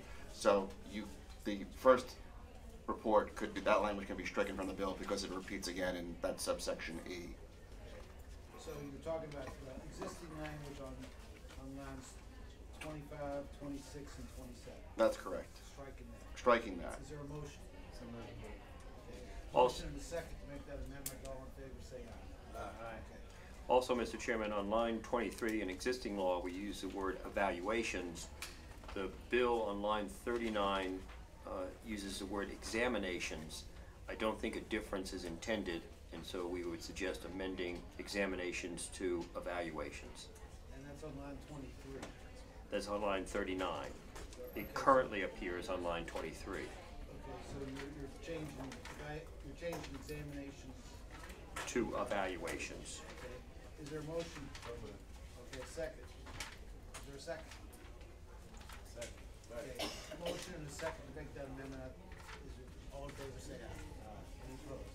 Okay, that amendment is made, okay? What about the substance of the bill, Steve? More technical matters. We have qualifications written in the bill on lines 28 through 39, and they are a little bit different than the qualifications in the existing statute.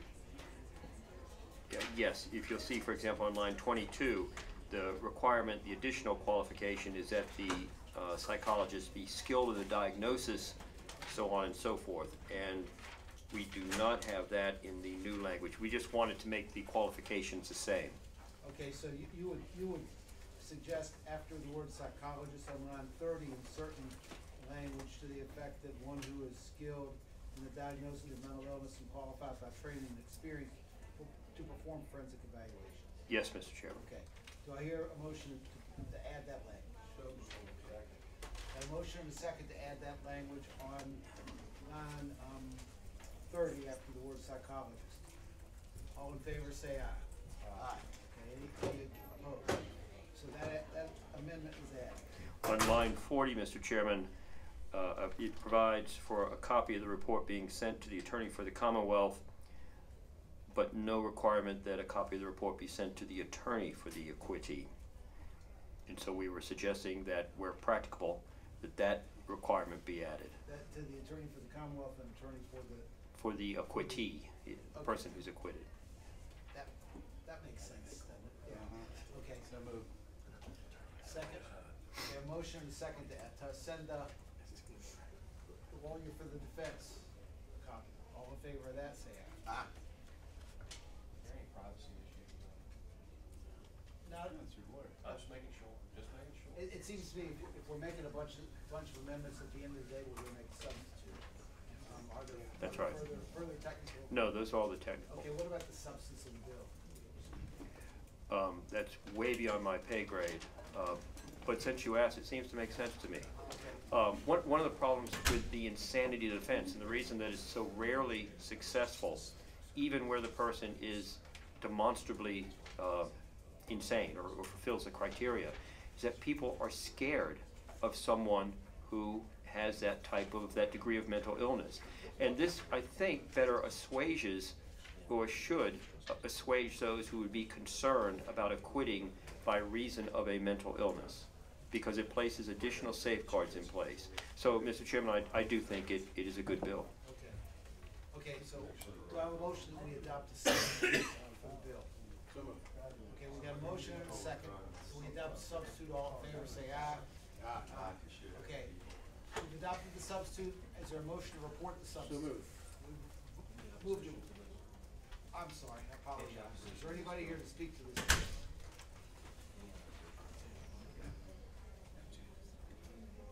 assembly.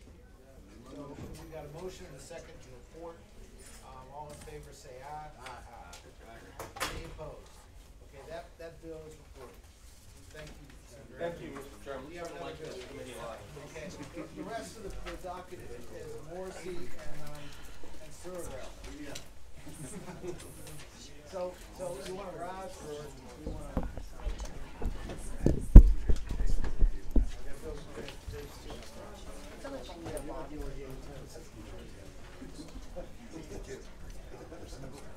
Yeah, they probably already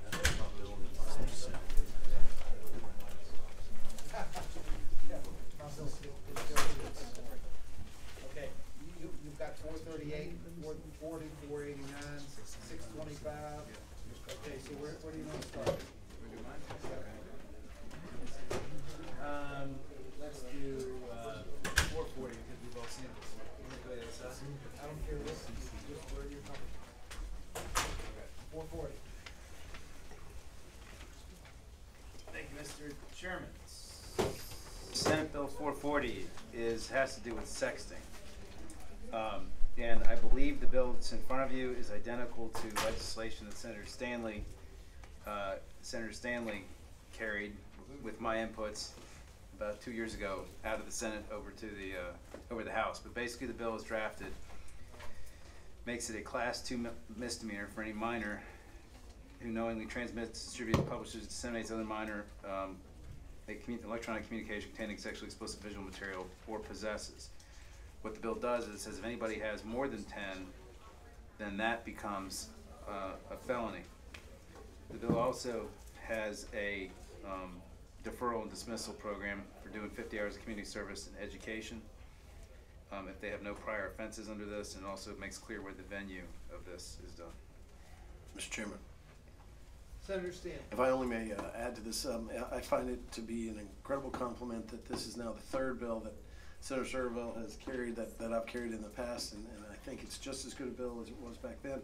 It gives another tool in the toolbox for our prosecutors, which I worked on this with a prosecutor in our area in the city of Danville, and we worked very hard to try to find that middle ground, because right now, Mr. Chairman, it's either an all or nothing proposition.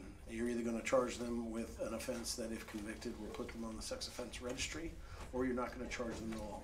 I have heard the other side's argument with regard to the ACLU that says you're interfering with the growth and sexuality of young adults, but I can also say that I have a personal experience with something like this. And quite frankly, I think we should trust our Commonwealth's attorneys to know the difference when this is something that is ripe for this kind of disposition and when it is not and a more serious charge is required. So based on that, Mr. Chairman, unless there are people that want to speak against it, I move to report. Well, I'd ask staff first if there are any technical amendments, technical changes that have to be made. I think you made them last time. I'm just keep going.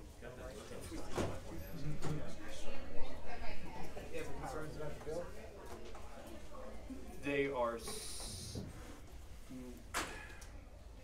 there's some disparate concerns, but they are so minor at this point, I don't know that I want to bog the bill down. Okay, are there those who would like to speak to the bill? What I mean is this, I'll give you an example. It makes no difference in age, so that if someone, if a 17-year-old, for example, sends an unlawful image to a 16-year-old, okay, we can understand that that might not be, should not be treated as distributing pornography. But then you have a different concern if a 17-year-old is sending unlawful images to a child, to a 10-year-old, a 9-year-old. But that may be, that and some other situations may be fine-tuning for another year, once the bill is in place, if it passes. In other words, we can sit around and imagine scenarios that we would want treated differently, but I think in that situation, the Commonwealth attorneys would still have the full advantage of other laws to seek an appropriate result. That's why I'm not particularly concerned about the hypotheticals that we imagine. Are there those in the audience who would like to speak to the bill? are there any questions or any discussion from the committee? Or are we ready for Senator Stanley's motion? Senator Stanley? I move to recall. Is there a second? I'll second. Okay, got a motion and a second to report the bill. All in favor say aye. Aye. Any opposed? Proxies out. Yeah, no, it should be considered 35 to 5. Okay, so your next bill is, Then we start getting complicated. So let's go to 438. judicial evaluation. Yeah.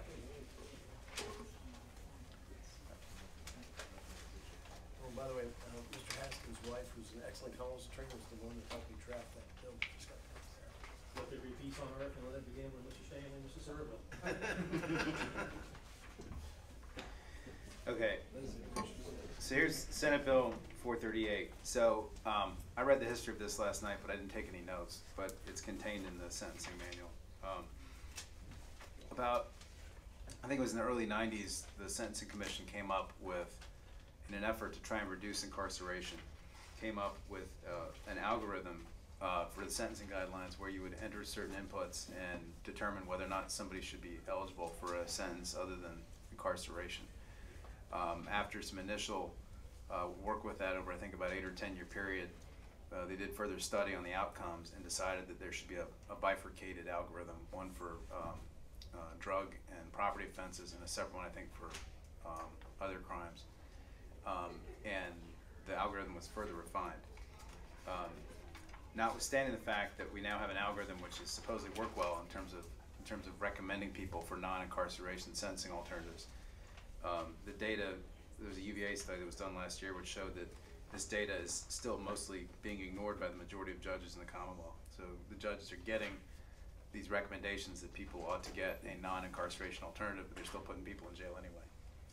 And the whole point of this was to try and get people out of jail and get them into different forms of punishment. And so I thought, number one, that we should get better data from the Sentencing Commission on what's going on so we can consider that as part of continuing to make policy in this area. And secondly, I thought it would be helpful data in terms of talking to our judges during the reappointment process. I guess it would only come up in, that's the first thing the bill does, and that's, I think, what mostly the first page does.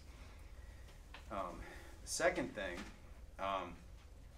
the bill does is, I believe it requires when the probation develops the sentencing guidelines and the recommendations for the court, it asks probation and parole to put in front of the judge what the cost of each sentencing alternative is, so that to explain what the cost of incarceration would be under the recommended sentence and what the cost of the alternative sanction would be.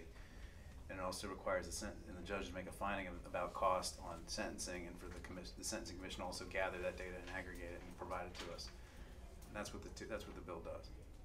And the Washington Post wrote a story about this in November, with a bunch of people complaining that that these sentencing algorithms for alternative sentences were largely not being followed, and that we need to do something to basically ensure they're being followed. That's the bill. Okay, are there questions for Senator Serville? Are there those in the audience who would like to speak to the bill? Yes, sir. Yes, my name is Mark Menard. I'm with the Office of the Executive Secretary of the Supreme Court. And the court's going to oppose this bill for two separate reasons. One is more of a policy opposition. The other is certainly more technical. From the policy standpoint, the court believes this is going to really interfere with the independence of judges when they sentence offenders. And basically, it's tying directly the cost of incarceration to a sentence that should be imposed to a defender, making that part of their evaluation. We really think that's going to affect the way a judge would sentence an individual and therefore impede upon their independence. And this will especially affect, I believe, judges in perhaps more rural jurisdictions, whether it be Prince George County or perhaps even Nelson County or Bath or whatnot. Those particular jurisdictions may not have all the alternative programs, all the alternative sanctions that would be available in, say, a more affluent jurisdiction.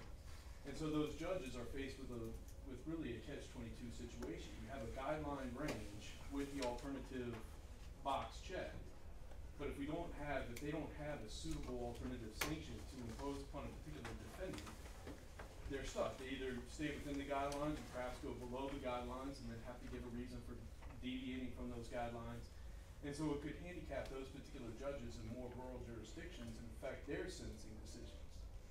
And even if, say you're in a more affluent or a jurisdiction that does have a number of alternative sanctions, the judge is the one that's handling that individual case and speaking to that one individual defendant. That judge certainly would have a better idea as to whether this defendant would be amenable to an alternative sanction or not be amenable to an alternative sanction, whether or not it's recommended on Section D or Worksheet D of the guidelines. And so if that judge makes a determination in court that he's the one that's most familiar with that defendant at that time, all of a sudden, if he makes a determination this person is not amenable to an alternative sanction, that may reflect negatively upon him at an evaluation. And that's the policy reason for more or less opposing the bill from the courts. Now, a more technical reason, certainly citing directly to the bill, basically on lines 45, 46, I'm referencing the sentencing court. It requires the actual sentencing court to use the range to determine the cost of incarceration. And that's, I lifted that language directly from the bill on those lines, 45 to 46. And the issue with that, it is gonna be technical.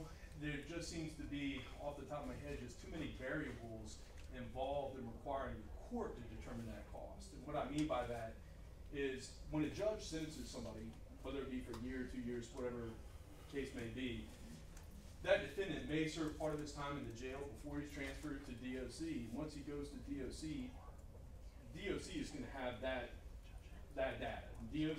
That's between the jail and DOC and their costs. The judge isn't going to be aware of any of that. And the judge doesn't even really have control as to what exact facility that individual may end up in. So the cost may vary tremendously there, and the judge would have no way of knowing and calculating the cost on that front. So for the technical reasons, and the other technical reason too is, you know, some folks are incarcerated prior to trial. They're being held without bond. They may be being held by another jurisdiction on different charges. Part of these charges overlap. And the judge is not going to be able to calculate all those costs. That's typically a jail communicating with DOC. They're hashing out those numbers. And so the bill as it's written now on those two lines, 45 to 46, seem to make that a duty of the court to determine the cost, on at least on that part of the bill. So the court's very concerned about this bill on the two fronts, the policy reasons and that technical reason. I thank the committee for their time. Thank you. Thank you, sir. Senator Morris, do you have a question? I've read this bill, it's all right, I'm uncomfortable. I've read this bill before. You said something that you thought there may be a negative implication or inference when the judge's evaluations are reviewed that a alternative sanction was not given. Why did you think, and I know you're getting your guidance from the court, why did you think that there would be a negative implication, you know, derived by somebody who's reviewing that judicial performance? Well, it's more or less time. The overall theme of the bill is time and cost to incarceration, making that part of the evaluation. And so, I guess in my mind, Mr. Morrissey, not Senator Morrissey, apologies. If we're trying to keep, if cost is going to be a driving factor, a judge may be inclined to keep costs down. You know, if we're going to say, well, because you incarcerated these people, look how much your costs are, and that may negatively impact the judge's decision. Question for the patron. You just want to know the empirical data, right? Right. I want to know the empirical data for a couple reasons. One is I want to just have the information to try and assess why it isn't working. According to the study that was done by two professors at George Mason and Texas A&M, the alternate algorithm's only being followed 40% of the time, and it's gone down over time. It was being followed 50% in the late 90s, and then it's gone down and keeps dropping every year. And I want to know I wanna see the data, I wanna see if there's regional variation, and if it turns out that the reason it's not being done in some jurisdictions is because they don't have programs, that highlights for us maybe something we need to spend some money on, invest money in to try and save some money for taxpayers. So we're spending money on alternate programs instead of jails and saving taxpayer dollars, and also helping people, you know, rehabilitate. Thank you very much. Sentencing Commission has a. This is a sentencing commission risk assessment tool that is incorporated into the sentencing guidelines for fraud, larceny, and drug offenses. Mr. Chairman, members of the subcommittee, if I could just add a couple of things. I agree with the comments made by the representative of the Supreme Court, but maybe just a couple of other things. You know, there's no risk assessment instrument that can predict an outcome with a 100% accuracy. This is just based on aggregate research that has been done and identifying those factors that are statistically significant and correlated with recidivism. And we have identified those factors. Those factors are on the risk assessment tool. And it is largely accurate. It is, but it's not 100% accurate. And the idea is to provide judges with a tool that is broadly accurate and can provide them additional information in sentencing.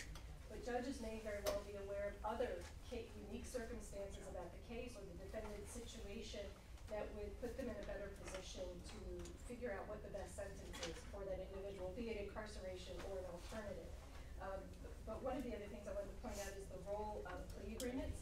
Oftentimes those plea agreements are set, and if the judge accepts those plea agreements, he or she's really not in a position to may not be in a position to consider an alternative sanction if there's been an agreement as to the sentence. If the judge accepts the plea. If the judge accepts the plea. Clearly never has to accept the plea.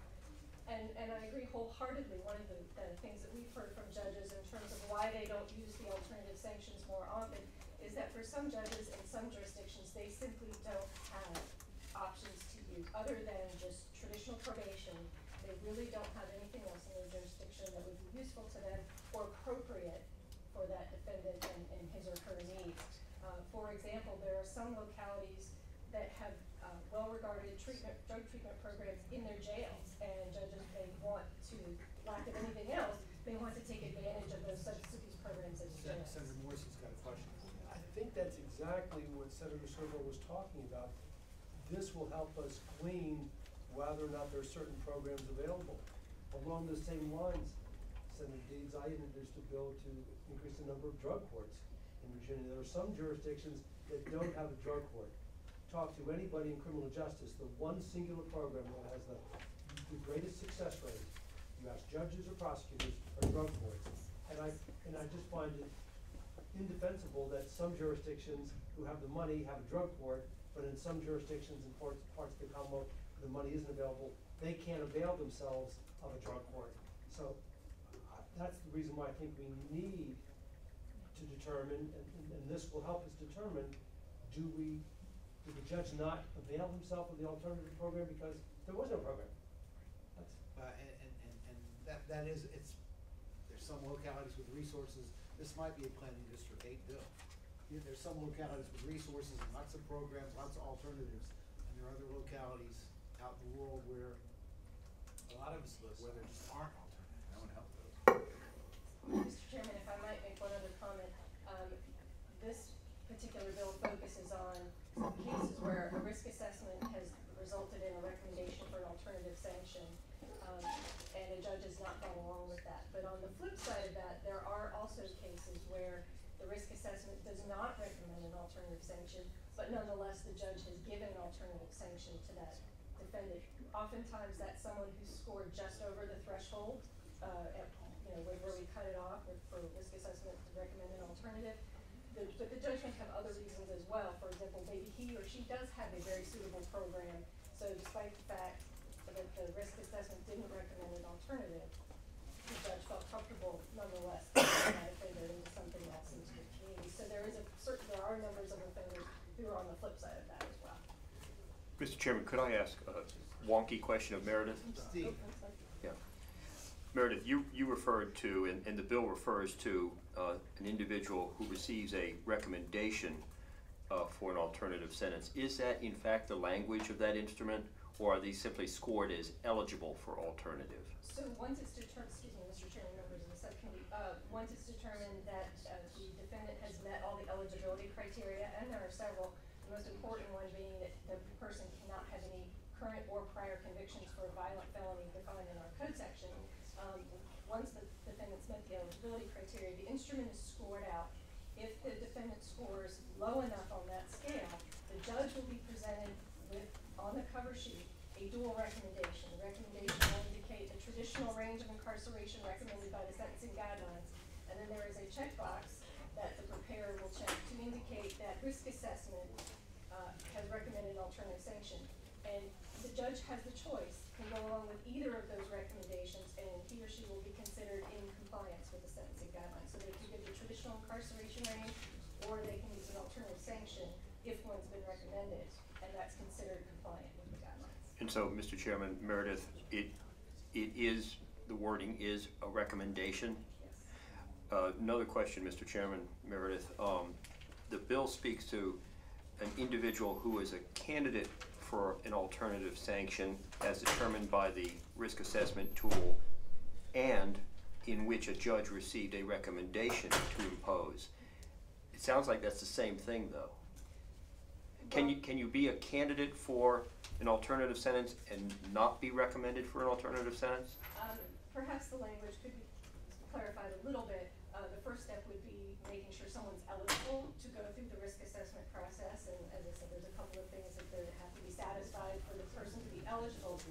Then risk assessment is conducted, and of course there are situations where the defendant scores too high, and then it's not recommended for an alternative. So the wording of the bill is technically correct? Yes.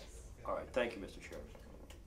The only other thought I had was that where we use on line 21, this is really wonky. The word is, I think the correct tense would be was. This is what I get paid to do. So. That technical amendment on 29. So moved. So moved. Okay, a motion and a second to change is to was. Okay. All the, say aye. Aye. Say what? Okay, so it is happening. Okay, and Mr. Chairman, one of the concerns expressed by, I think it was Meredith,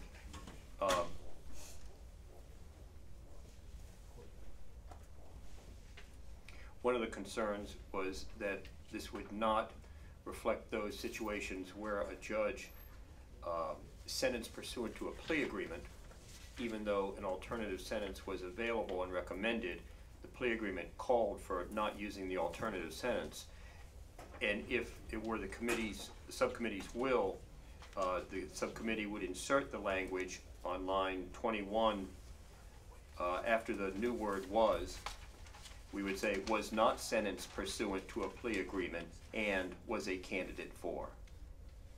I think that makes sense, don't you? Yeah. So Senator Serval moves, and Senator Morsi was second. Does that make sense, Pete? Can staff just give me the language again? Sure. On line 21, currently it reads, the number of cases during a judge's term in which an offender was, and I would insert right there, in which an offender was not sentenced pursuant to a plea agreement and was a candidate.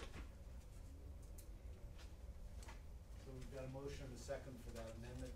All in favor say aye. Aye. Any opposed? Okay, so the bill's been amended. And okay, bill is before the committee. Are there other questions or discussion?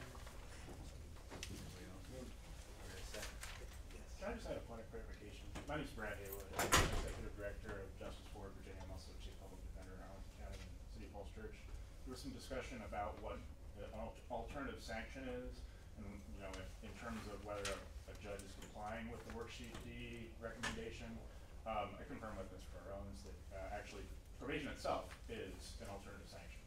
If you go below the guidelines recommendation and you give probation, then you are complying with worksheet D. So if there's a concern that judges that don't have better treatment programs to rely on, some are going to be faulted for that, they still are in compliance with the guidelines recommendation if they get probation. Just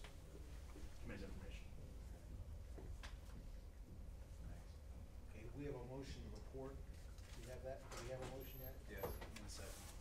Mr. Chairman, I'm just gonna say the obvious. So you're having a judge look at the cost of incarceration, not the impact on the victim, not the individual's history, not the impact on the community, not the determination of ability for rehabilitation to determine sentencing. As we talk about justice, that's exactly what we should not be considering. All the other factors are. Mr. Chairman? Senator Serb. I would say that that's not what this bill is at all. That's what it says. No, it doesn't. It just says that this is data that has to be kept and reported eventually to us. But there's nothing in here that limits what a judge can consider in making a sentence or tells them what they have to do or not consider or anything.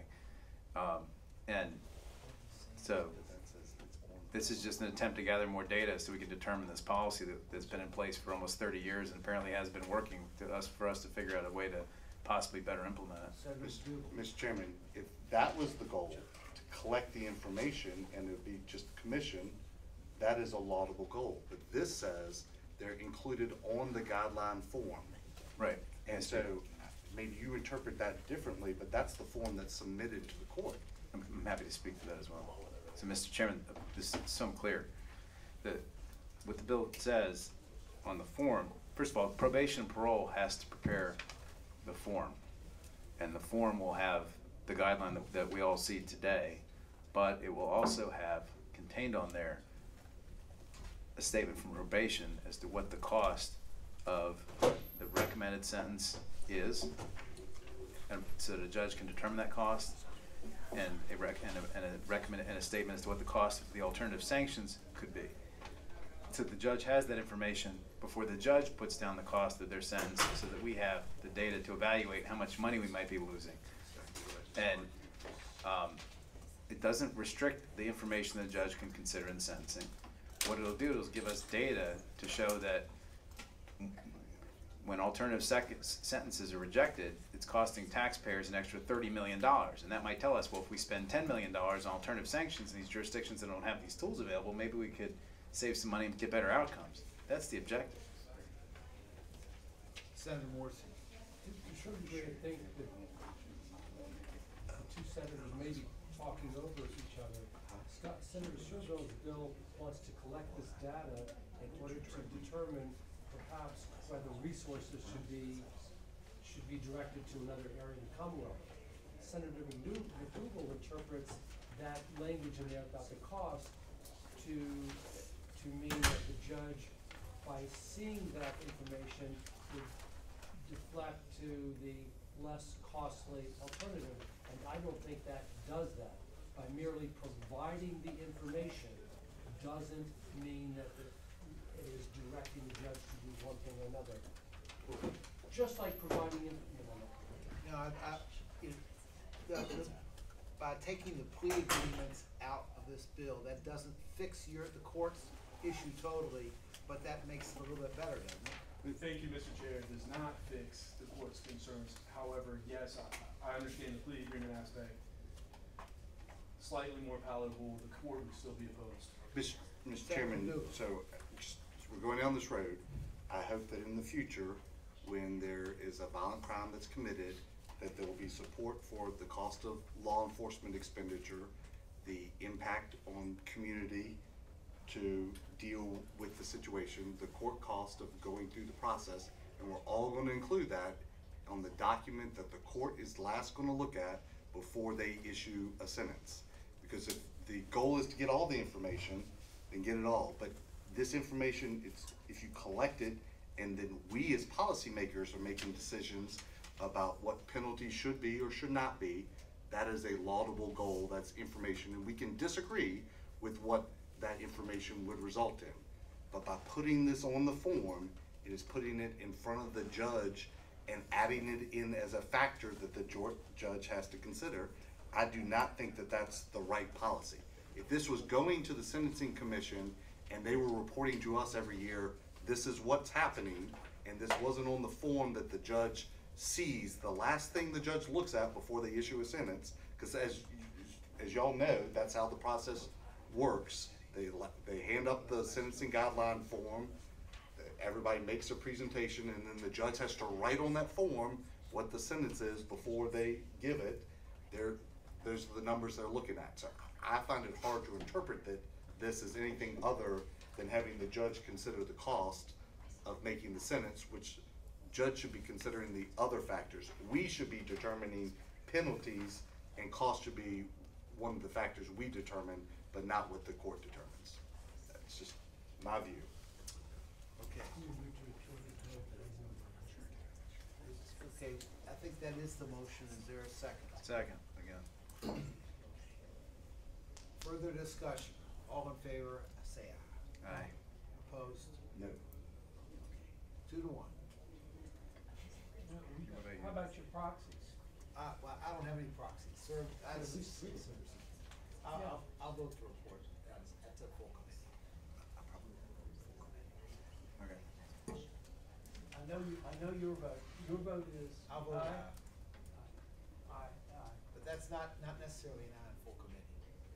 I'll vote to report the full committee. Recommend report. Can we get back to, Well, we've got you've got two bills, he's got two bills. He says both of his bills will take more than 10 minutes. We only have 10 minutes left. So if you've got bills that will take less than 10 minutes, let me take one bill that I know will be, I think will be pretty quick. Okay. You're familiar with, Mr. Chair, it is Senate Bill 806, which, I see you're a co-patron on it. Here is the bill in a nutshell. There are defendants who are indigent, and there's a need for both investigative services and for expert services. This bill deals with them getting both. And with regard to investigative services, you'll see in the language of the bill, that there are certain things that have to be done. First of all, there's a move to the court to conduct an ex parte hearing on a request for such services, and then a motion for investigative services. I don't think there's anybody that disagrees with the need that indigent defendants need investigative services. The ex parte nature of the bill deals with, you don't want to be telling the other side, here's why I need my investigator, because we're pursuing this line of defense. That's, I think, just common sense. With the expert services, there's a motion for an expert assistance, okay? There's first of all, an adversarial proceeding before the judge, as to why we need it, and then there's followed by an ex parte, hearing determining what this expert would why it's needed. I think that's it. I could go into the weeds a little bit more. I think even though there's a lot of new language here, what basically, you've done a good job of explaining exactly what the bill does. An indigent defendant can do an ex parte hearing, have the appointment of a court-appointed investigator or investigators or an expert. Absolutely, because in capital cases, you pretty much already have the right to in certain situations. This will probably, if we report this, it'll probably have to go to finance, because it will increase the bottom line. You don't think so? Well, if the finance committee asks for it, that's what it'll have to do. So, that's the bill. Are there questions of Senator Morrison? Mr. Chairman, you can do this in some instances now, is that correct? You can make a motion to the court, and if it's justified, they'll. But it's not an ex parte. Just sets up an ex parte. I'm sorry, I came in the way. Are there those? Yes. I did want to speak on 806, and one of the, Sorry, who are you? sorry, I'm very sorry. Brian Haskins, Cincinnati County Commonwealth Attorney, speaking on behalf of FICA, and Mr. Servio's bill for sexting, as I mentioned earlier. The issue that the Commonwealth has is, and there's several, I have a proposed fix. Okay. But I'll tell you what the questions are. The statutes for both expert witness and for the investigation. There are two bills that are essentially two statutes that are almost identical in that sense, except what you're asking for. Both say in any case in which the defendant is charged with non-capital law offense, speeding is a non-capital offense. I mean, every crime. But of course, this applies to other than indigent defendants? It does apply to other than indigent defendants, because it doesn't say that defendants be indigent, it just has, but it does require that they are found to be financially unable to afford the assistance. For example, Harvey Weinstein couldn't afford the $100,000. Couldn't we change that by just amending the bill to set to require you to be eligible for court-appointed counsel or something? You could, and I am certainly not Senator Morrissey's spokesperson, so you can correct me if I'm wrong, but the thrust of the bill appears to be leveling the playing field between indigents and non-indigents, and in the question, in the area of expert assistance. And also between. We don't have a problem with that. We would submit that, because this bill also says in court, so it doesn't limit it to circuit court. It can apply to misdemeanors and lower courts. And because it goes directly to the trial judge, it runs, as we see it, afoul to the principles of the judicial canon of ex parte communications. There is a carefully drafted fix for that in capital cases, and it is found in 19.2-264.3:1.3, which allows for the application of expert assistance in capital cases. What VACA would propose is, why not have this bill apply to all felonies in circuit court, where you're gonna have a record, so the judge cannot be accused, first of all, of any other impermissible ex parte communication. The bill that deals with capital also avoids the ex parte issue by having a different judge be appointed to handle that. VACA would submit that's an appropriate fix for this particular issue. Senator Sorrell has a question. I'm sorry, I don't have a line copy. Line 55, subsection C, all ex parte hearings conducted in circuit court under this section shall be on the record. Yes. And the record of the, But I would respectfully submit, Senator, Mr. Chair, Senator, I would respectfully submit that the bill does not specify that the hearing has to be in circuit court. It just says conducted in circuit court, which means it could be held in lower court, where you do not have a record and the judge would not be protected, and it could be on a misdemeanor. So I appreciate what VACA likes about the bill is that the senator has carefully drawn the application of the standards that have been used in capital cases into this bill in terms of the standard that has to be proven to gain the expert assistance, or in the first part of the statute, the investigative assistance. What we are concerned with is protecting, first of all, protect the judge from an ex parte communication issue, because they are ordered not to have ex parte communications period unless the statute otherwise authorizes. We have an ex parte statute already for indigents to be able to ask for DFS to help them. That's 9.1-11. I wanna make sure I understand it. Yes. If we clarified this to say it's only eligible in circuit court, and yet we drew a parallel between the capital defendant, expert, or investigator statute and this statute. You would literally change one word. You could copy paste 19.2-264.3:1.3. And it would say, in any case in which an indigent defendant is charged with a capital offense, strike, well, 2 words. Strike capital offense and write charged with a felony offense. okay, suggestion. Now, I know there's an individual who I've been speaking with on the House side who's probably gonna wanna speak in opposition to this, so I'm gonna give him a fair shot too. And That's our offer. Nice one. We could change it and get exactly what the speaker wants, Mr. Chair. If you look at line 15, it currently reads, in any case in which a defendant is charged with a non-capital offense, change it to in any felony case in which a defendant is charged with a non-capital. There's a guy back here about to go. And I have thoughts about that too. Brad Haywood again from Justice Board and Chief Public Defender Allen Falls Church. We were actually in the Courts of Justice last night about 10 o'clock and discussing this, and these same concerns were raised. A number of them actually have already been addressed in a substitute that was offered in the House, which specifically make it such that the ex parte hearing is heard by a different judge than the trial judge. So that's already happened.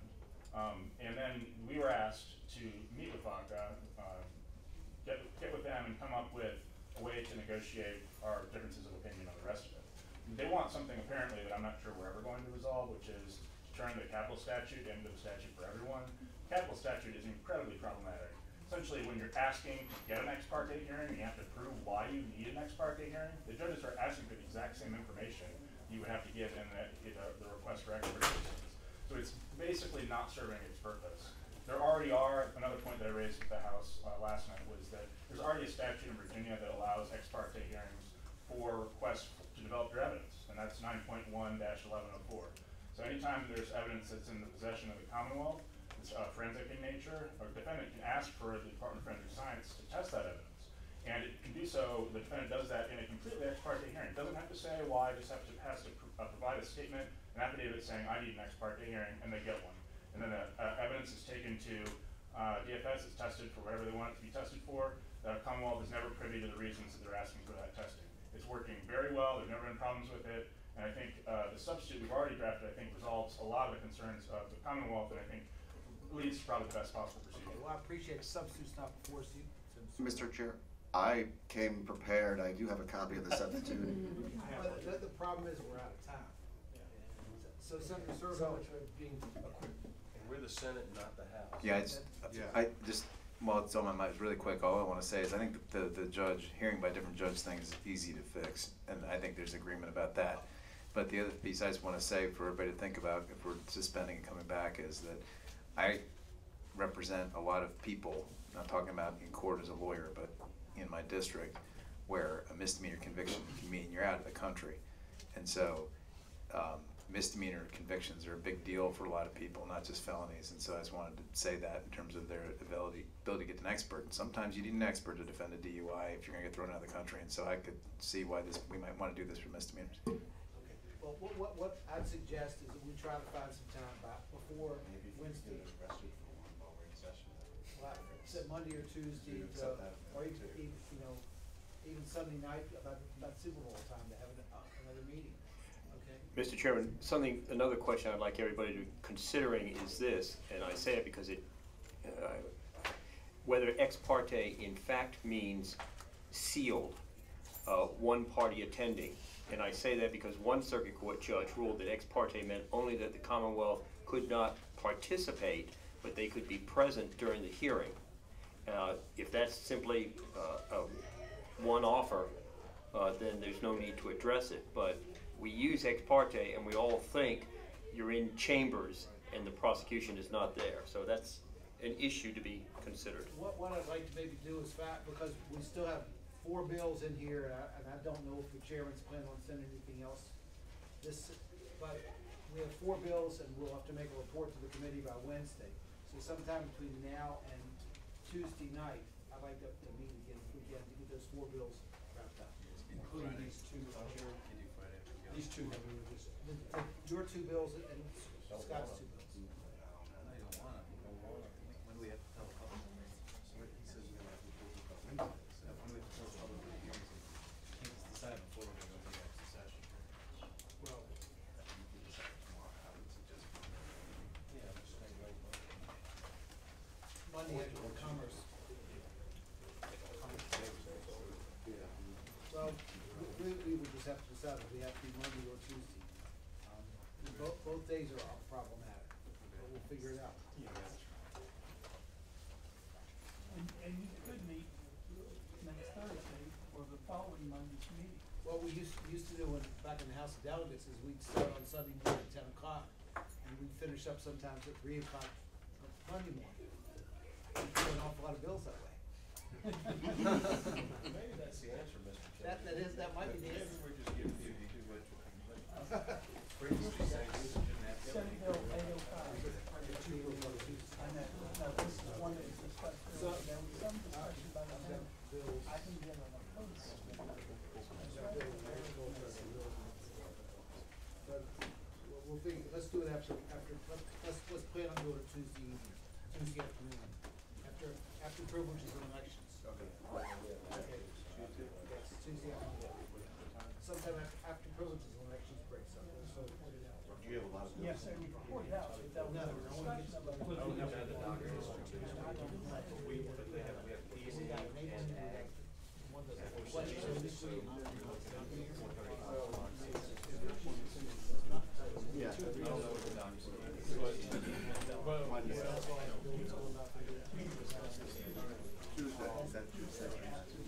After. The